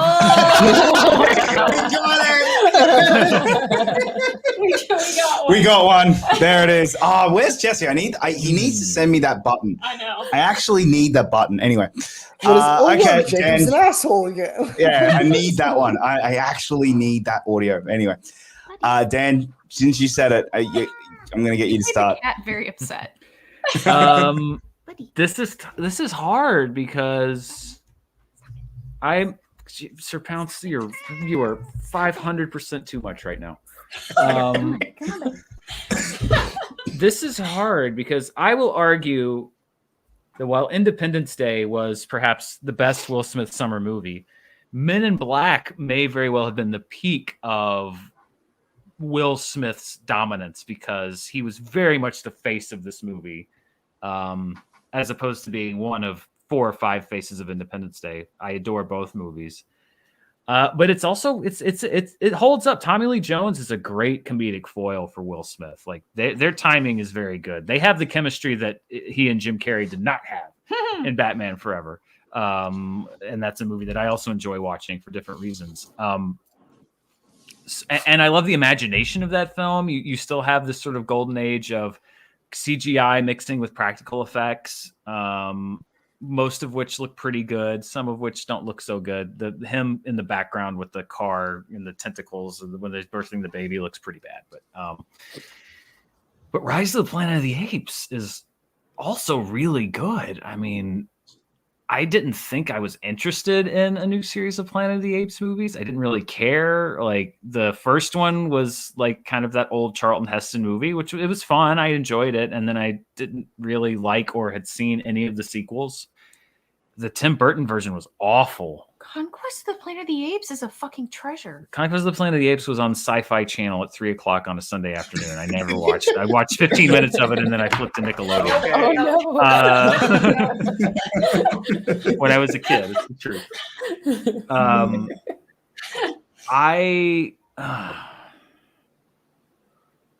This is like impossible because like they're both great movies. Andy Serkis, though, as Caesar, never got his full due for that series of movies. And Franco even, and John Lithgow is great. I love John Lithgow. You know, I also love Tony Shalhoub, though. I don't know. This is really hard because I like both of these movies a lot. Mara and I all the time when she's cooking and she needs sugar, I'll walk around and go, she's like, oh, I need to add sugar and water to this recipe. I'll walk around and go, sugar and water together. You know, and it'll just be Edgar for 5 minutes.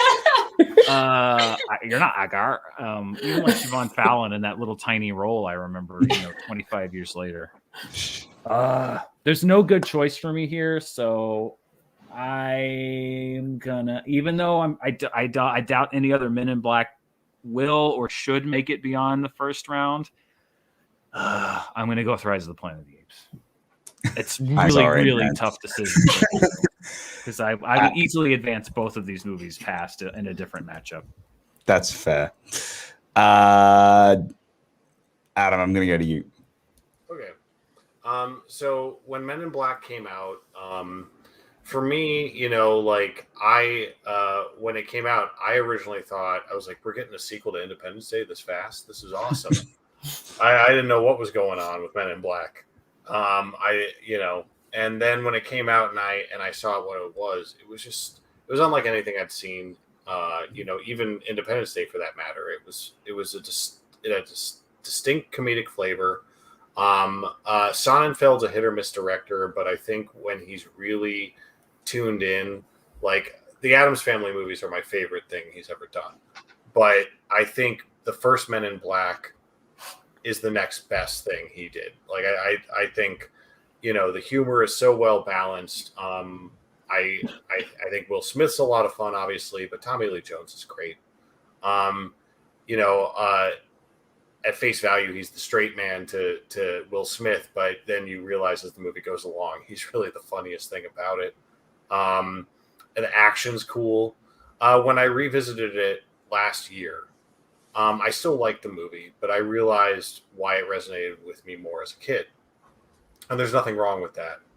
Rise of the Planet of the Apes, for me, is a reboot I didn't want and then won me over when I saw it because it took the premise of the original Planet of the Apes and it asked the same questions, and it gave us this prequel story without it over explaining everything. I wasn't concerned about extrapolating it from, this experimental drug to the Statue of Liberty on the beach. I'm not worried about that. What I liked about it was that it got into what connects us fundamentally, on not only a biological but an existential level to primates. And when we watch them and we experience their story, even though it's through a fantasy, it's a really, really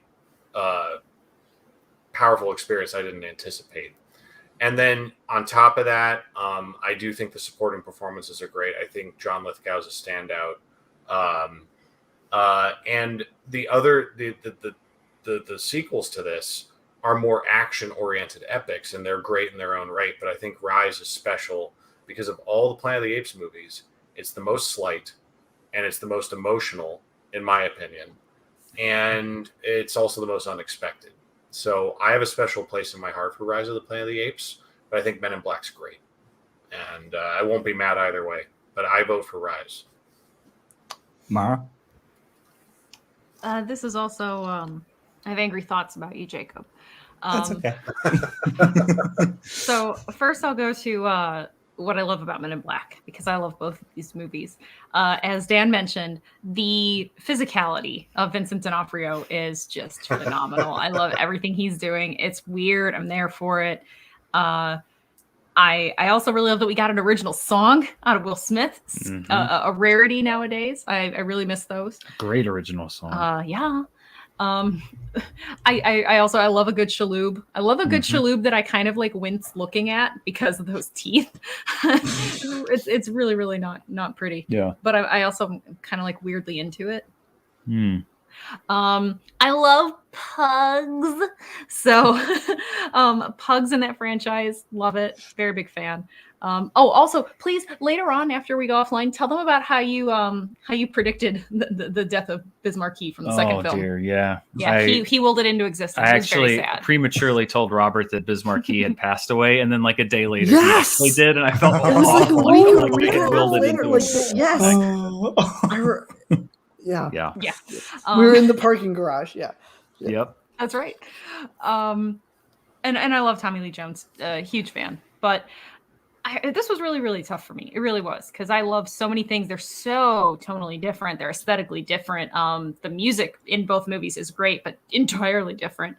And I think the thing that pushed it over the edge for me, as Adam mentioned, Lithgow, phenomenal. I also never imagined that a movie that featured so much James Franco would be a movie that I'd really like. But so much of that movie, Caesar doesn't talk until like the end of the second act of that movie, pretty much. Like he's using guerrilla sign language to communicate. Andy Serkis has so much to do with so little. And obviously an immense amount of credit has to go to the visual effects department that, fully realized his motion capture performance. But without him giving them the requisite meat to cultivate a fully formed dish of a character on the screen, it won't work. And I just, it leads so well. It sets up the events of the next two films, the next one of which is my favorite, so well. And again, justice for him. I know he's going to get a Lifetime Achievement Oscar. We all know it. But I want him to get an actual legit Oscar that he wins competitively, not just one that he's awarded.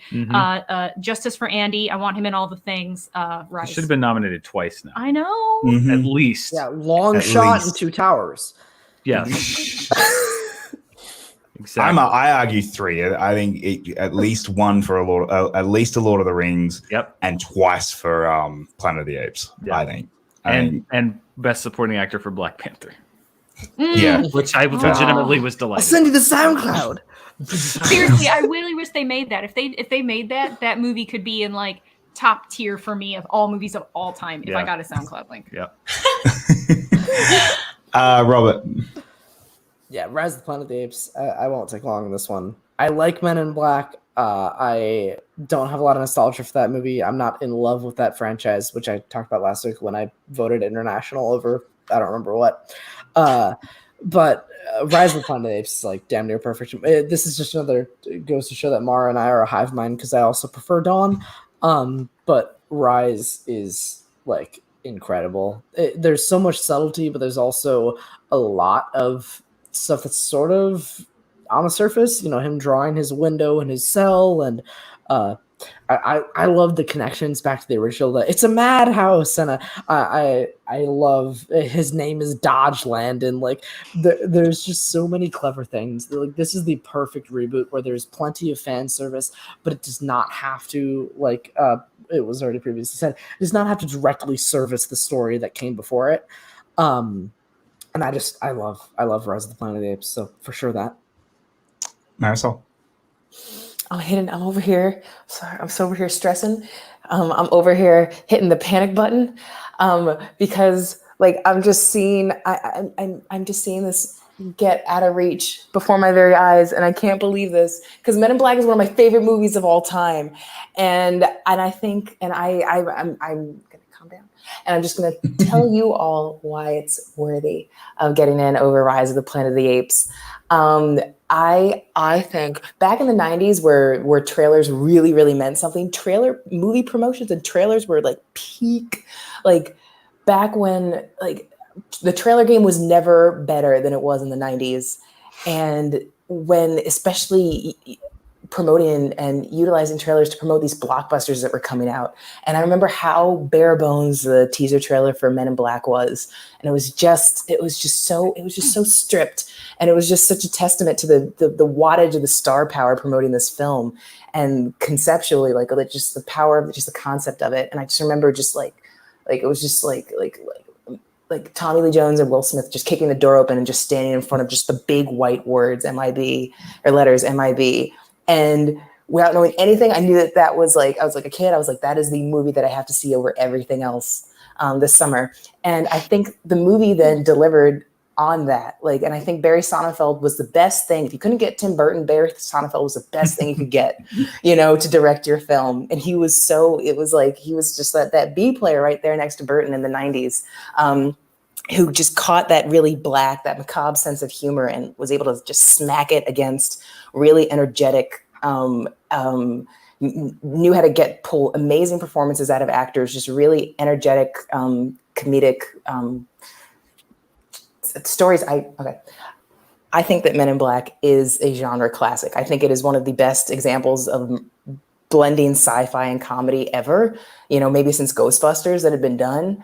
And I think it is perfect. It's something that we see hundreds upon hundreds of failed attempts to capture what was captured in Men in Black with these two stars who are just the perfect foil for each other. One at like the peak, you know, like Dan was saying, peak, you know, of his star power in the 90s, and the other who you never thought would pair properly with a star. It's just an odd couple you never thought would happen, and it just was spun into just cinematic gold.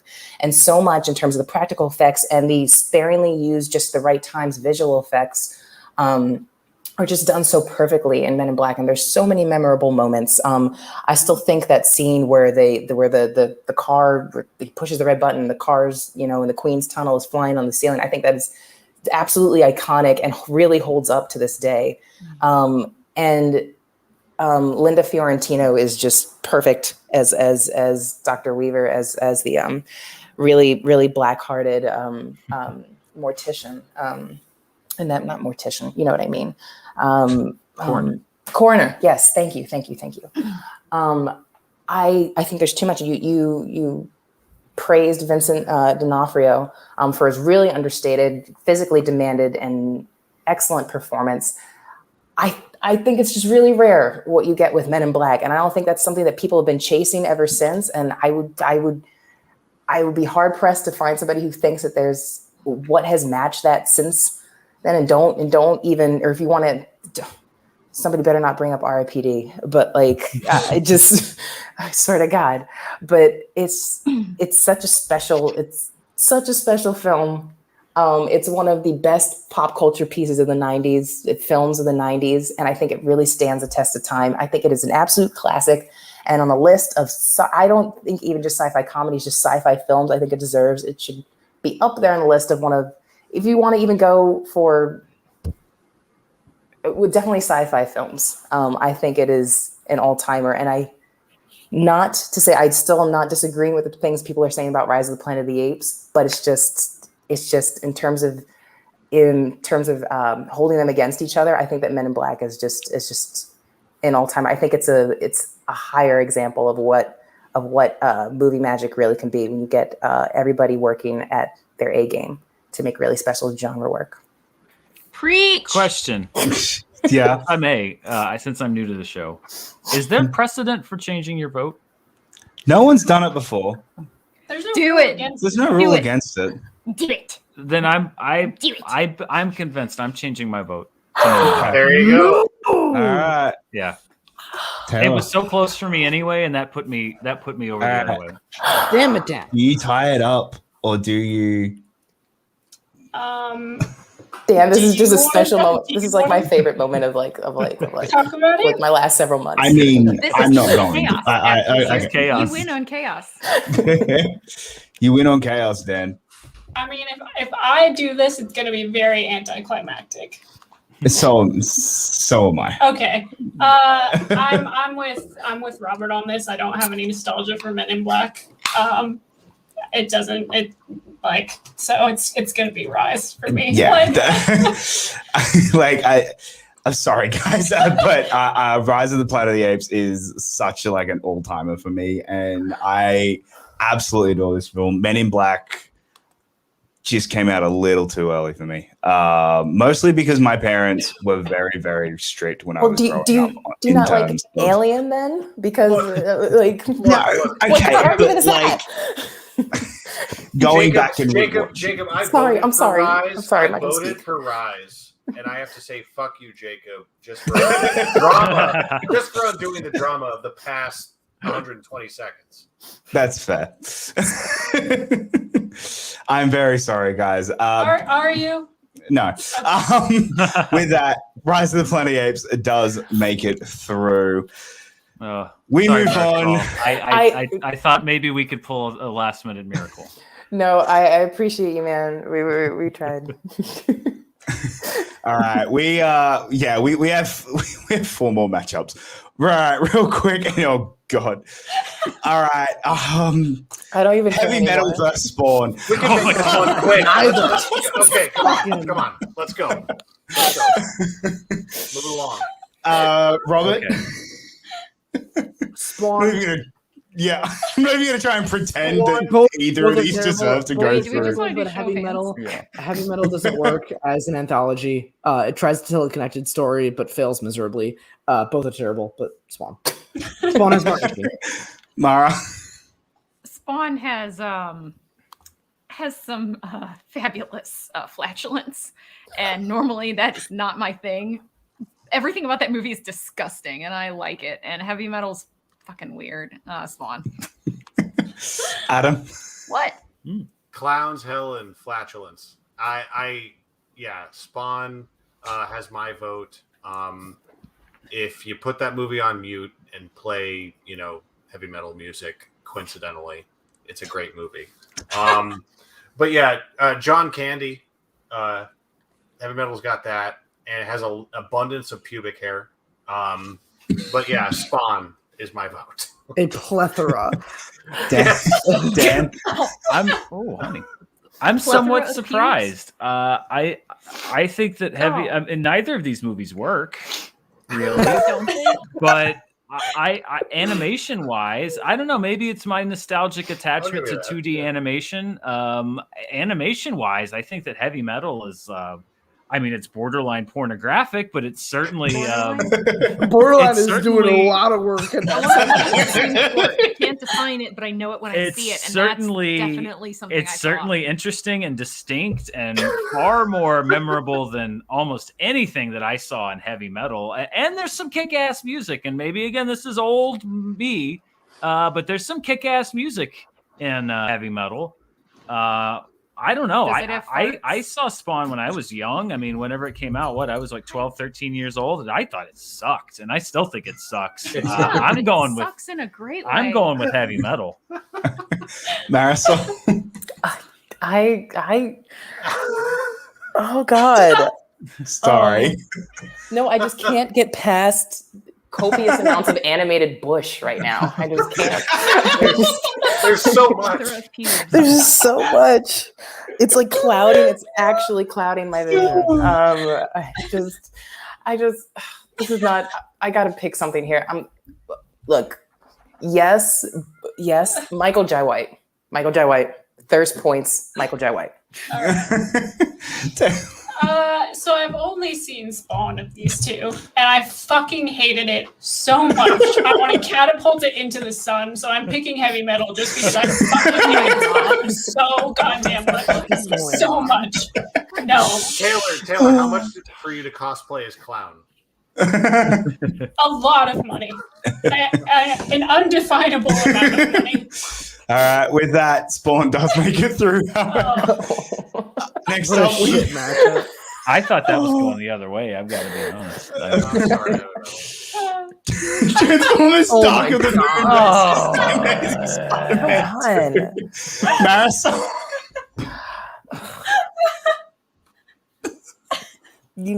I mean, I'm not alone, but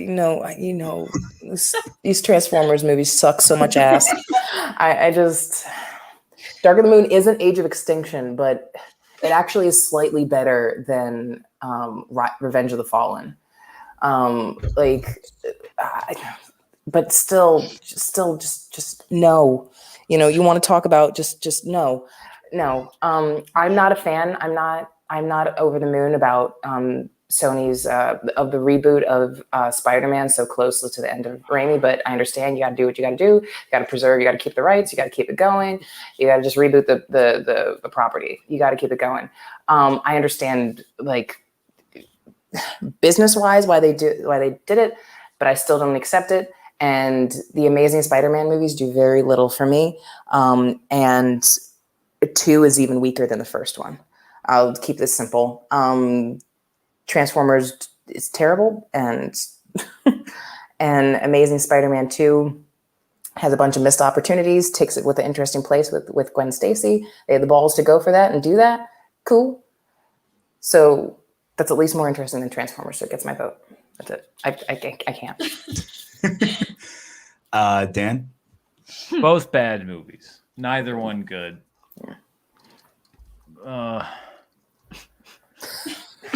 When he doesn't speak, that's when you know you have done something to The him. Amazing Spider-Man 2, at the very least, you've got Emma Stone and Andrew Garfield, who are electric. Great chemistry, obviously, on screen and off, apparently. Electro? What? Not Electro. Jamie Sorry. Foxx was done wrong by all of that. There are parts of Amazing Spider-Man 2 that work. But let me tell you why I'm going to be choosing The Amazing Spider-Man 2. I remember watching Transformers Dark of the Moon, and they had Leonard Nimoy in that shit movie start dropping Star Trek Wrath of Khan lines, and I'm like, Needs of the many. Yeah. that's not cultural appropriation because that's much more serious. But if there's a Star Trek version of cultural appropriation, that's what that was in that movie, because he started saying Spock lines. And I remember I was sitting in front of my computer watching it right before Age of Extinction came out because I'd never seen it. And he started dropping Star Trek quotes, and I went, no! I just screamed, I yelled at the movie. And it still pisses me off. Like, you don't drag the best Star Trek movie into your shit Transformers movie to get some cheap points. I'm still angry about it. I will, on general principle, I will never support a Transformers film other than Bumblebee on this show. Amazing Spider-Man 2. Oh, they already happened. Well, I would have. I don't know what it was up against, but I might have entertained voting for it. Adam? You know what's really cool about Transformers Dark of the Moon is if you sync up Pink Floyd's Dark Side of the Moon with the movie, you at the end of that album, you're going to have roughly 4.5 hours of movie left to watch. The Amazing Spider-Man 2 is not going to go very far after this, but I am so done with this Transformers shit, Jacob. Stop. Bumblebee and the original animated film are cool. The 2007 film, it's not that movie's watchable. I don't hate it. I'll give you that. But everything after that is really, it takes effort. And Dark of the Moon's no exception. And it's long and stupid. And The Amazing Spider-Man 2 is not good. But what I will say is even though it didn't feel completely earned, because Garfield and Stone are good and they have so much chemistry, the final act felt like they were rushing it, but I still felt some of the impact of that moment because of the caliber of actors. But Amazing Spider-Man 2, not great. It was the movie that made me reassess Spider-Man 3. But yeah, let's trim the fat here. Let's get rid of this Dark of the Moon crap, please. Robert? Man, saying that Dark of the Moon is like not the worst Transformers movie is like, oh, this piece of shit smells the least cakey. It's pretty rough. That being said, Amazing Spider-Man 2 is my least favorite Spider-Man movie. I hate it so much. The Rhino fucking sucks. Max Dillon as Revenge of the Nerds. Max Dillon fucking sucks. Methed out Dane DeHaan fucking sucks. Gwen's dad fucking sucks. That movie sucks. I was trying, Robert. I know, I appreciate it, but like I cannot morally give a vote to Amazing Spider-Man 2, no matter what it's up against. So I have to vote Dark of the Moon, even though I hate that movie too.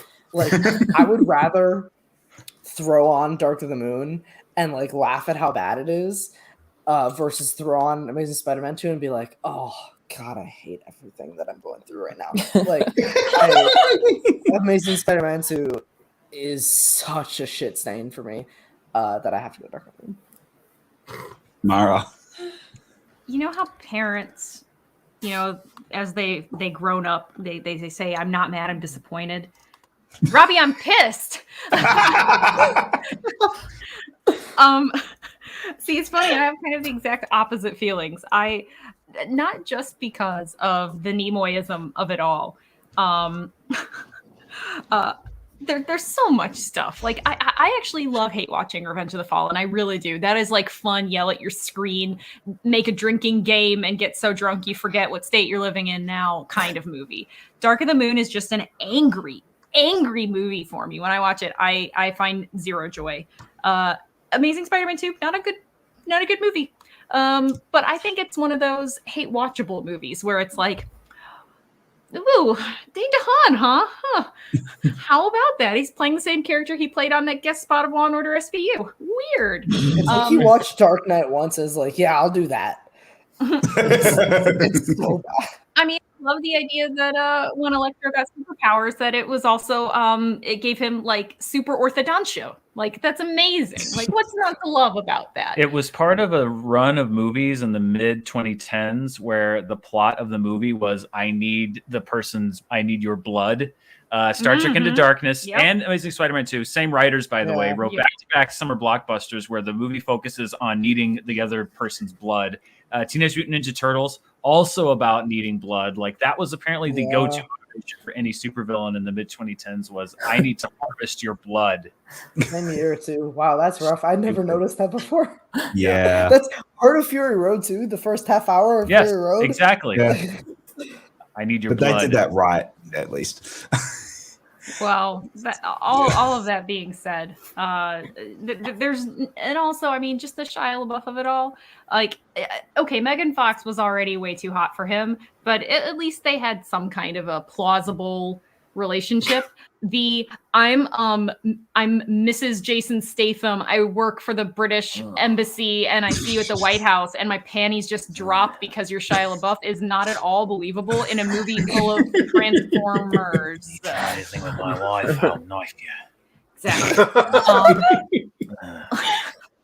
R.I.P. Ironhide, though. Anyways, though, Amazing Spider-Man 2, which we're 100% watching when you come visit, Robbie, and we are 100% drinking, and it's gonna be fun. Jump off the roof. What'd you say to me? So jump off the roof. On today's perfectly cultivated backyard. All right, I'm done. I don't want to do this. I don't want to give a vote to anything because it hurts my soul to think about having to do that. Part of me is like, yeah, these Transformers movies really suck. Not like none of the things that are happening to or for Shia LaBeouf is believable in any way, particularly the women who put up with him, and not only put up with him, like agree to be with him through all of this crap and his behavior. Right. And That's just everything. consensual. Can you imagine that shit? Like no way. That I can definitely tell who wrote and directed these films when those choices are happening. But The Amazing Spider-Man 2 is just a mess. It's just a disaster. And the only reason that I'm going to very reluctantly give it a vote is because of Emma Stone. Like, that's literally it. That's all I got. Like, yes, sign me up for only that. That is it. So there you go. And with that, Amazing Spider-Man 2 has made it through. Yay! Love that. Hooray! We have two more, I and know. it doesn't get much better. Oh wow! I picked quite a week to come on the show. I'm That's the worst so flashback we've ever sorry. done. Just do it. Dark and then- Matrix Revolutions versus Terminator Genesis. Was this a Okay, prank? okay. Is this a prank? Let's do it. Me, Let's do I it. was looking at this going, oh my god, this is so bad. Next week's a better week, I promise. Oh, It does get wonderful! I'm so glad. Robert? Oh, good for you. Exclusively thirst factor. Terminator Genesis. Amelia Clark. Oh. All right. But she's not. Okay, Period. all right, fair enough. Mara? Revolutions is an hour and a half of people going "Ah!" for an hour and a half. I'm fucking done with that movie. That movie sucks. Can I go later? Can Dan go? Yeah, sure. Okay, thank you. Terminator Genesis was one of the first movies that I was able to get into, like in a critic screening, and I remember I had to use the bathroom, and at that point I was like, I'm not going to miss anything. And I remember I went to the bathroom and I was washing my hands, and also watching his hands, and in the same screening was Mark Ellis. And we both washed our hands in silence for about 10 seconds. And then he looked at me and he just goes, "How you holding up?" I said, "Not good." Man, that was a disappointment. I had high hopes for Terminator Genesis. I had high hopes for Matrix Revolutions too, though. I agree. Like Robert's right. Like the direction for like half the actors on Matrix Revolutions was like, now look this way and mime shooting into the sky. Now look this way and mime shooting into the sky. Now shoot up diagonally. It was 30 minutes of shooting at things coming out of a hole in the top of Zion. It doesn't make any sense. None of it. It was such a wet fart of an ending for that. I mean, but So would now that there's be- a fourth one. Would that be a short, technically? It was a short of an ending for the Matrix. Thank you for the clarification, Mara. It's important. Jeez. You know, Terminator Genesis at least has a pretty cool like first 10 to 15 minutes, like the restaging of the scene in Griffith Park and the old Terminator coming through and killing his younger self. And I mean, at least the setup is kind of interesting. And I actually don't mind that sort of fun house thing that they put the T-1000 through with the acid that they drip down on them. And there are some cool things in Terminator Genesis, although I think it is an absolute shit pile. I really do. The whole Matt Smith is a baby face talking baby head, whatever the hell's going on with that. I'm not a machine. I'm I don't want anything to do with either of these movies. I want nothing to do with them. But based on the fact that, again, Matrix Evolutions is just a shart of an ending to a really cool franchise. I don't want to even say these words. I'm gonna pick the one that's not Matrix Revolutions. Okay, that's fair. I'll accept that. I can't say the words. I'm gonna pick the one that's not Matrix Revolutions. I'll accept that. Adam? Well, look, I'm not as upset with Matrix Revolutions because I agree it's the most ponderous chapter, and it gets, it goes far up its own rectal cavity in many ways. But I do think that visually it's got some cool stuff. It's got a few of the good fights. And I think I think the jury's out. I'm going to give them this new Matrix movie and see if it recontextualizes Revolutions to some extent. But I don't hate Revolutions. I don't. I think Reloaded's the better sequel. I think it's action-packed, pretty entertaining movie. And Revolutions kind of slows things down. Genesis, the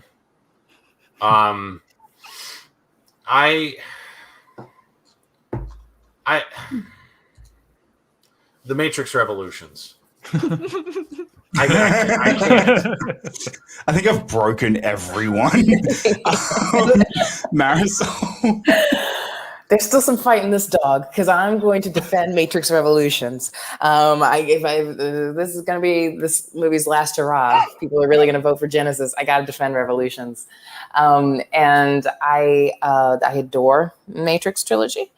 Revolutions is definitely the weakest one. I still think, of course, it's a step down from the first two.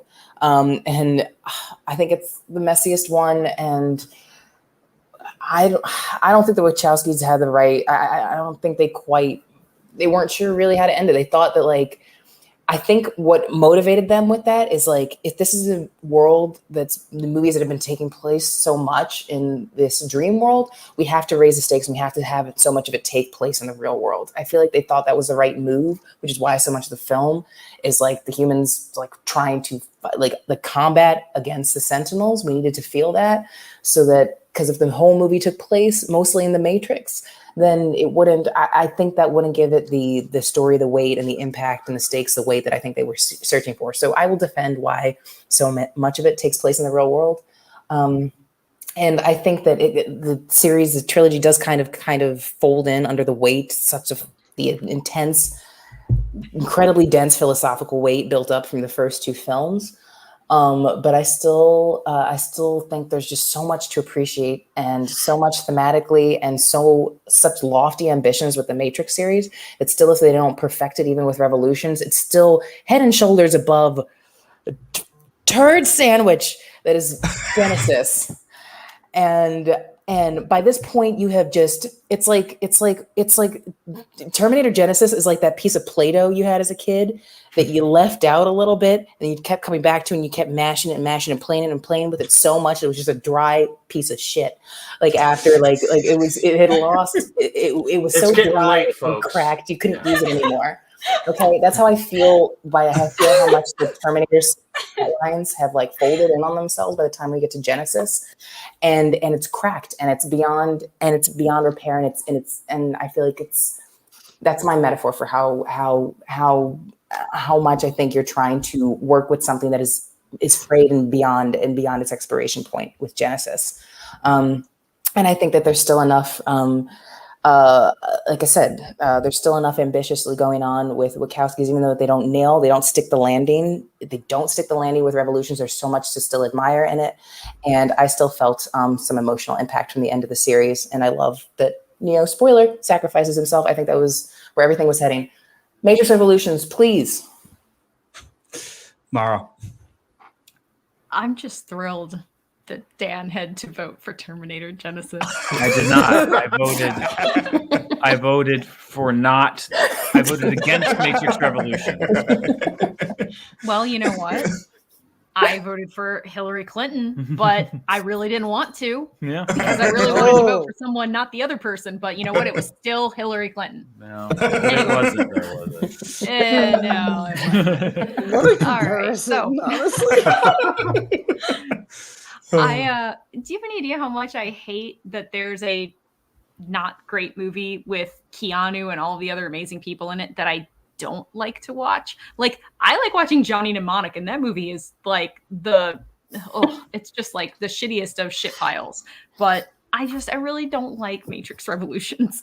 And I was like the perfect target audience for it. I hate revisiting it. I just don't like it. I am a huge, huge fan of Terminator Genesis. I am not under any impressions that it is a great movie. Not whatsoever do I think that it is great. However, I love watching it. I've seen it so many times. I probably know so many direct quotes from that film. It's not even, I'm surprised he wants to still be with me.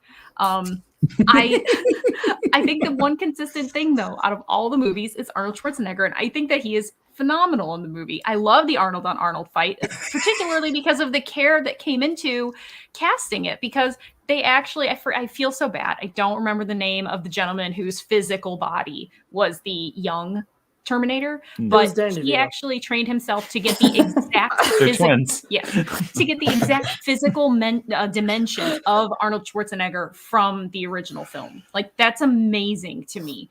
I mean, just that level of detail. Now, I'm not going to say that I think that Emilia Clarke and Jai Courtney have any chemistry. It would be like watching two worms just kind of wriggle around on the ground, and you're like, I don't find any of this appealing or attractive. It does not get juices flowing, despite them both being very juicy people. But I actually, in a way, kind of applaud it for trying to bring in a modern element and turn Skynet into Genesis, because honestly, I think that technology is going to ultimately destroy all of us, because Gene Roddenberry invented Star Trek, and they reverse engineered iPads and iPhones and all of that stuff from Star Trek. And you know what else came after that? Social media. You know what's going to destroy all of us? Social media. So sadly, someone bastardized the idealized universe of Gene Roddenberry, and we're all going to die. And I really think that the idea that like Genesis is Skynet, he was exposed to a nexus point to the time flow. Like, I love that movie. I love it so much. The long way I don't around. even care. Excuse me, what? I said he will take the long way around. Exactly. But I know it sounds really stupid. I really, really love the point that they made, like where he constantly references that he's not obsolete because he's old. Because I actually think that speaks a lot to the idea that older actors, even male actors, although most prominently female actors, are put out to pasture at a certain age, regardless of how much weight they carried in their careers, either for prestige or just for iconography. So, I mean, it actually had something to say, sad but true. And for just the hate watch of it all, I could talk for 5 more minutes, because it would make Dan really, really pissed off. And I don't even care that my mouth hurts. I don't even care that I have a mild fever and that I'm starving. I love this movie. I love it so much. I voted for it too. I know. So, okay, I am going to give a somewhat passionate speech, because I redid all of the Wachowskis' film. I did their entire filmography earlier in the year. I sat down, watched all of them again, and I will take a bad Wachowski movie that swings as hard as it swings over a bad Alan Taylor film, because at least the Wachowskis try. They are trying they're trying in every single one of their movies. It's not always good, but it's unique and different in every single one. Yes, everything to do with Zion is terrible in Revolutions. It's absolutely horrifically bad and does not work whatsoever, because it relies on tired stereotypes, because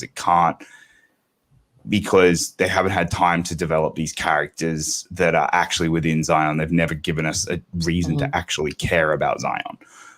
But everything with Neo and Trinity that's going on in that film, I just think it works on such a different level that it makes me go, this movie is not good. It's not good by any stretch of the imagination. It's probably their worst, maybe outside of Jupiter Ascending. Like, those two are probably their worst, but at least Jupiter is also swinging.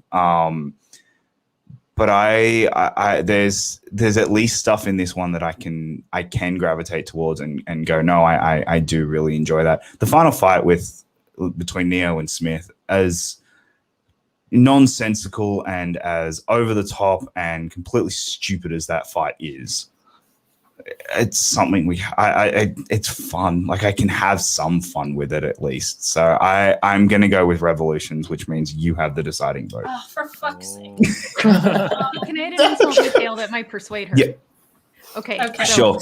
Dan, the weird Twilight baby crawled. So that way the Matt Smith weird baby in Terminator Genesis could run. So that way the weird baby in Annette could fly. That's a fair call. Crap. A fair call. And then also remember at the end of the day, Taylor, that you'll always have the amazing, amazing, amazing, amazing, amazing score from Don Davis. Throwing some Juno Reactor in there, and the Matrix scores just elevate that series. And the score is particularly excellent in Revolutions, regardless of the quality of people think of the film. I'm done. Your call. I mean, I already knew what I was going to say. Okay. Like, I looked at this and I knew what I was going to pick. And no one's really going to persuade me otherwise. So I hate to have to do this, but Genesis lives to see another day. I know what I'm rewatching ahead of next Sunday. That's what I get. That's my punishment. That's my punishment for Ready Player One and from Hell. It is not purposely. Like, that's what I was gonna pick anyway. But yes, it is. That's what you did to me when you kicked out from Hell. You helped make this happen. I did. I feel so gross. All right, and our last one. Over the Genesis thing, I'm going to come back with a thesis on this film. Last up, we have one of those two movies has a One Republic song in it. Captain Marvel versus Jurassic World: Fallen Kingdom. Fuck you, Jacob. That's what we end the show on, guys. Mara, I'm going to start with you. This one is honestly one of the worst ones for me. This is my least favorite MCU film versus my least favorite Jurassic-y thing film. Oh God. I'm just gonna pick the one with dinosaurs in it. I really don't like Captain Marvel. Captain Marvel's gonna easily sail through this, and that's totally fine. I don't like the movie. Dinosaurs. Adam? The thing about Terminator Genesis is when Jai Courtney just blew me away. Captain Marvel, it's the thing about Captain Marvel is it's a bit dry, I'll admit. It's a bit matter of fact for a comic book movie is my biggest issue with it. I think Brie Larson is very good in the role, and I think I'm very excited about what she's going to continue to do in that role. I like Lashana Lynch in the film. I love Ben Mendelsohn in the movie. I think Jude Law is nothing. I think Annette Bening is kind of sadly uninfluential in this movie, which is a disappointing thing to say. I think it's an efficient origin story that, you can build upon the Captain Marvel character in future installments in interesting ways. The thing about Fallen Kingdom that troubles me is the film's at war with itself in so many ways, and I don't need it to be a thematic home run. It's a Jurassic Park movie.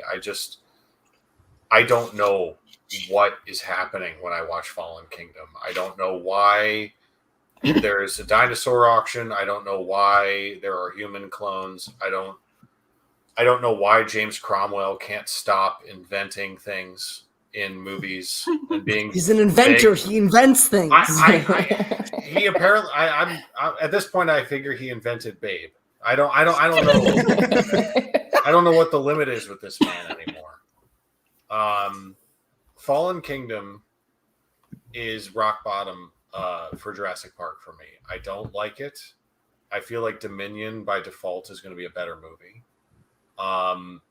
Captain Marvel is dry.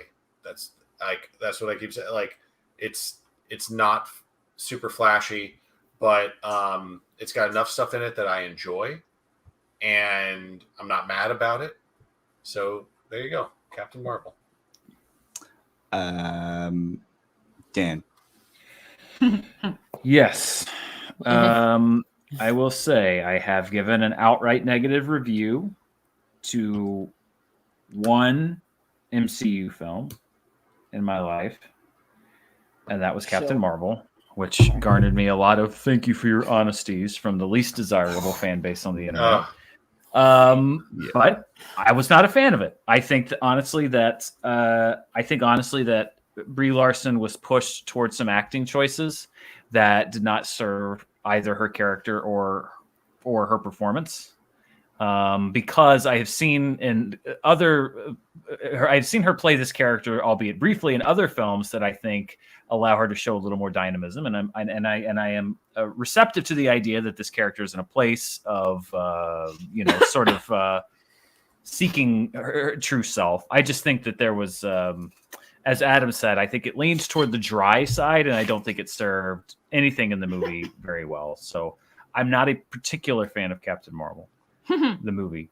I am looking forward to the Marvels, especially after seeing Candyman, because I loved Candyman and I loved what Nita Costa did in that movie, and I'm excited to see what she's going to do with the franchise. Same. I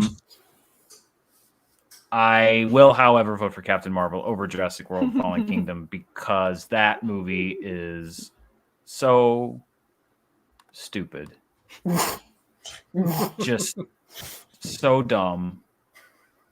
Why is half of it in Dinosaur Mansion?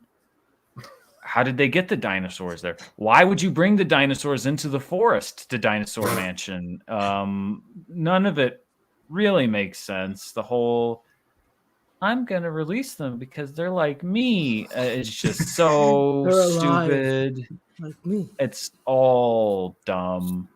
And Children ruin everything. And the best parts of the movie that I was excited for were all in the trailers, and it was all there was of those things in the movie, which was Jeff Goldblum and the shots of the dinosaurs like out. And then they're like, next time. Meanwhile, we're going to create a gun with a laser that you could point at a dinosaur, at a person, to tell a dinosaur to attack them when you could just, if you're close enough to point a laser. It doesn't matter. It's stupid, and I hated it.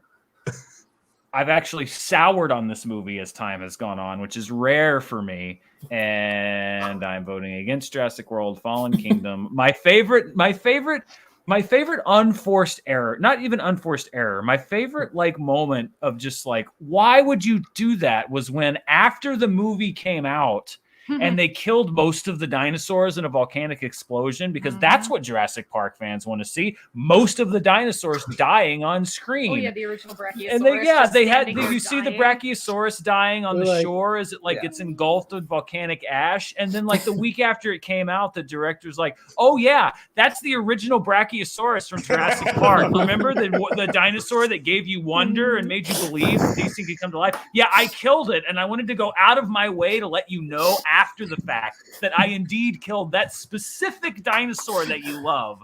Why? That's the dumbest thing I've ever heard of in my life. Oh, no, I'm sorry. Captain Marvel. It could never be anything else. Robert? Yeah. I went on a date to Fallen Kingdom, and that did not go well. So, Captain Marvel. Was that the movie style, Robbie? No. Well, our first date was to Incredibles 2. Our second date was Fallen Kingdom, and then the relationship persisted like Fallen Kingdom for the next year. But no, Captain Marvel. I also am not in love with Captain Marvel. I think it is my least favorite MCU movie. I think Jude Law is not very good in that. But I don't love Brie Larson in the role either. But in general, the Fury scene in the bar is really, really good. And also Ben Mendelsohn saying, "You're supposed to be more science guy." It's just so good. It's just so good. Better than any second of Fallen Kingdom, which is like Dan said, verbatim everything he just said. Fallen Kingdom is not a good time.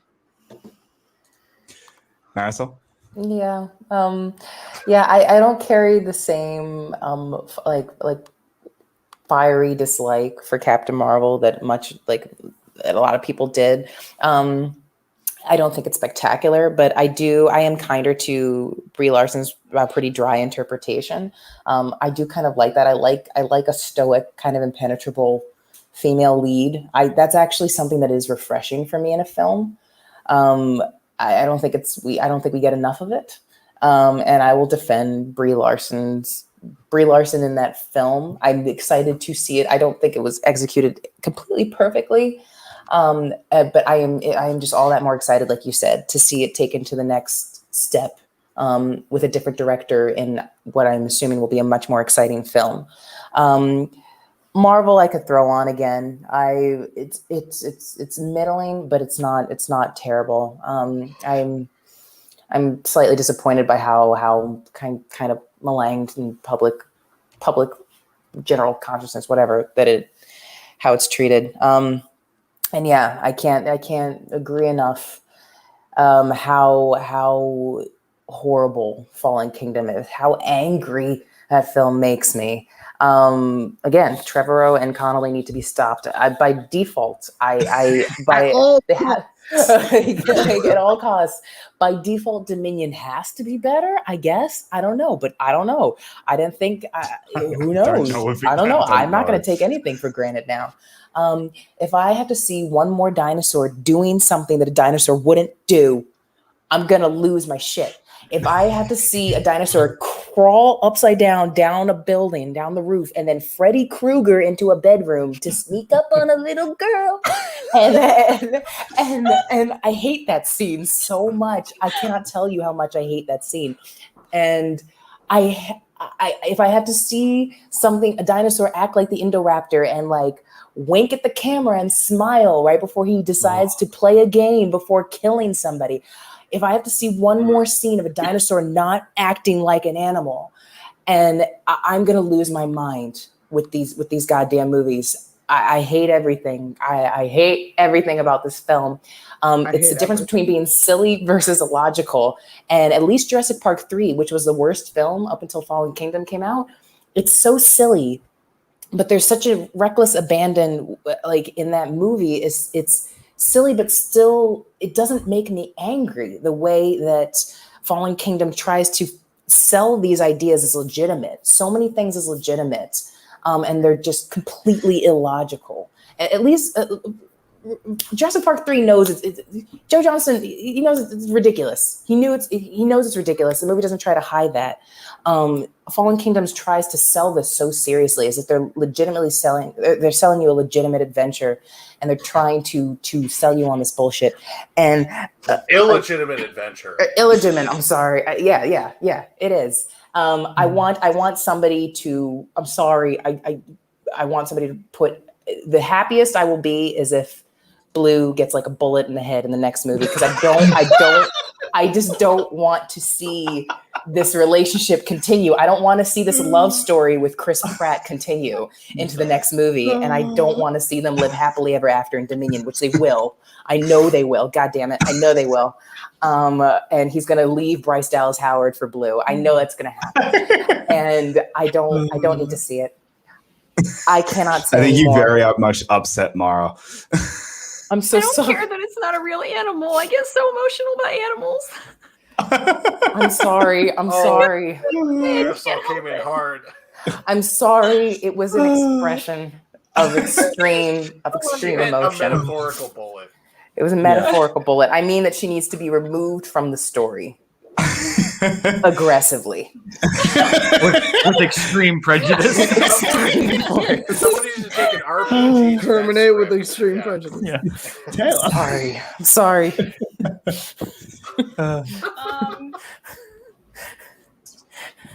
I guess I'm gonna be the unpopular person on this panel again, which is fine.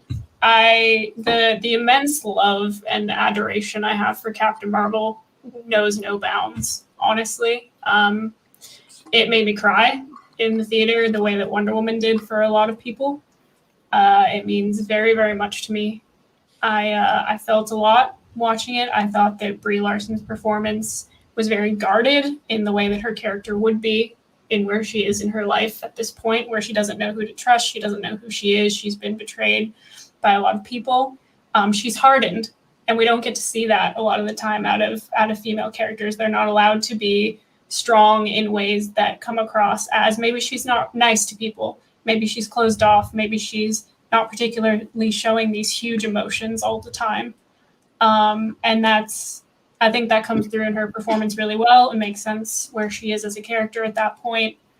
And, you know, all the fun criticisms online of Brie Larson can't act. She doesn't know how to show emotions. She's completely a cardboard box of nothing in this movie. Drives me absolutely insane. Like, I cannot. The amount of like rage that comes from my body when people try to come at me on social media with that kind of stuff. The worst people. The worst people. Yes. Are just the worst people. The worst people. And my love for this movie comes from such a pure place, but it thrives and it grows when the worst kind of people decide that this movie is what they're going to use to rag on all the time for the worst possible reasons. And just you know, where her journey when she gets to the end of the movie and she gets to a point where she knows, I have nothing to prove to you. She's not spending any of her time anymore thinking that she has anything to prove to anyone, which just hit me in the right place, to not only have that be the arc for her character, but to put that out for little girls and have this be the superhero movie that little girls and little boys are going to see and go, the ending of this story arc for this movie, the message for this story is you don't have anything to prove to anyone for your own self-worth. And it just got to me and I cried. And for that reason, even if this wasn't against Fallen Kingdom, like I would be going to bat very, very hard for this film. Fallen Kingdom has so many problems for so many reasons. Again, Trevorrow has his hands on something, and that makes me very viscerally angry because he should not be allowed near screenplays or movie sets or like anything. He just needs to go away. Especially with, it really upsets me that these new Jurassic universe, whatever, movies are not very feminist in anything they choose to do. They kind of parade around like they might be trying to do that, but they don't. And they don't have any heart. They don't seem like they care about what attracted people to the original Jurassic Park films. They feel like they're making decisions for nostalgia's sake because they can. And I don't feel like they show me that anyone in charge of these new films understands what the Jurassic Park films were actually about in the first place and what people loved about them. So that's my choice. Mm-hmm. I feel like a real dirtbag. With that, Captain Marvel. No offense to anybody who doesn't like Captain Marvel, but that's like, I needed to get that out of my system. No, I support you, Taylor. With that, Captain Marvel does make it through to the next round, and we have made it through this week's bracket. I want to thank everyone for joining. Thank you so much. This was a long one. I am going to go for such a crap one. Yeah, spent so much long. time. Yeah, I'm going to go real quickly over next week's, and I'm just going to say this right now. This randomizer loved Star Trek. I'm going to say that it loves Star Trek because the matchups Star Trek has are really good. So next week we have Avengers Infinity War, Alien vs. Predator, Blade Trinity, Conan the Destroyer, Glass, Howard the Duck, Iron Man 2, R.I.P.D., Escape from Planet of the Apes, Kingsman: The Golden Circle, Predator 2, Planet of the Apes, Tim Burton's Planet of the Apes, Spider-Man: Homecoming, Star Trek 6, The Undiscovered Country, Star Trek Insurrection, Star Trek Wrath of Khan, Star Wars: The Force Awakens, Chronicles of Narnia, The Lion, the Witch, and the Wardrobe, Fan Four Stick, The Incredible Hulk, Superman 2, The Lone Ranger, The Old Guard, Matrix Reloaded, Fellowship of the Ring, The Predator, The Spirit, Thor Ragnarok, Wonderworld, X-Men, Star Trek Into Darkness, and X-Men First Class. I'm going to give a real quick teaser for next week. just That to was- just to make people feel a little bit better that some of these movies are definitely making it through. So To be or not to be. Oh! Wow. I told you this randomizer loves Star Trek. So That's fun. That's Well, I'll closer have than that a bad debate thing. all day. Oh wow! Wow! Wow! Wow! Wow! Wow! but then Wow. it hates That's certain other Oh. ones. Wow. Mm. Interesting. That one hurts me.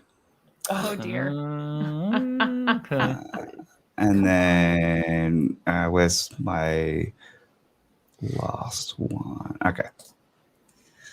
Oh. I tell you, there's one bad one, but everything else is actually like somewhat.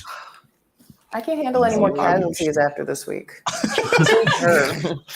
We lost a lot of troops this week. We lost a lot. We lost a lot this week. Heavy metal. Look, I love that everyone's like, oh man, look at these matchups. And then what broke everybody this week was From Hell versus Ready Player One. Yes.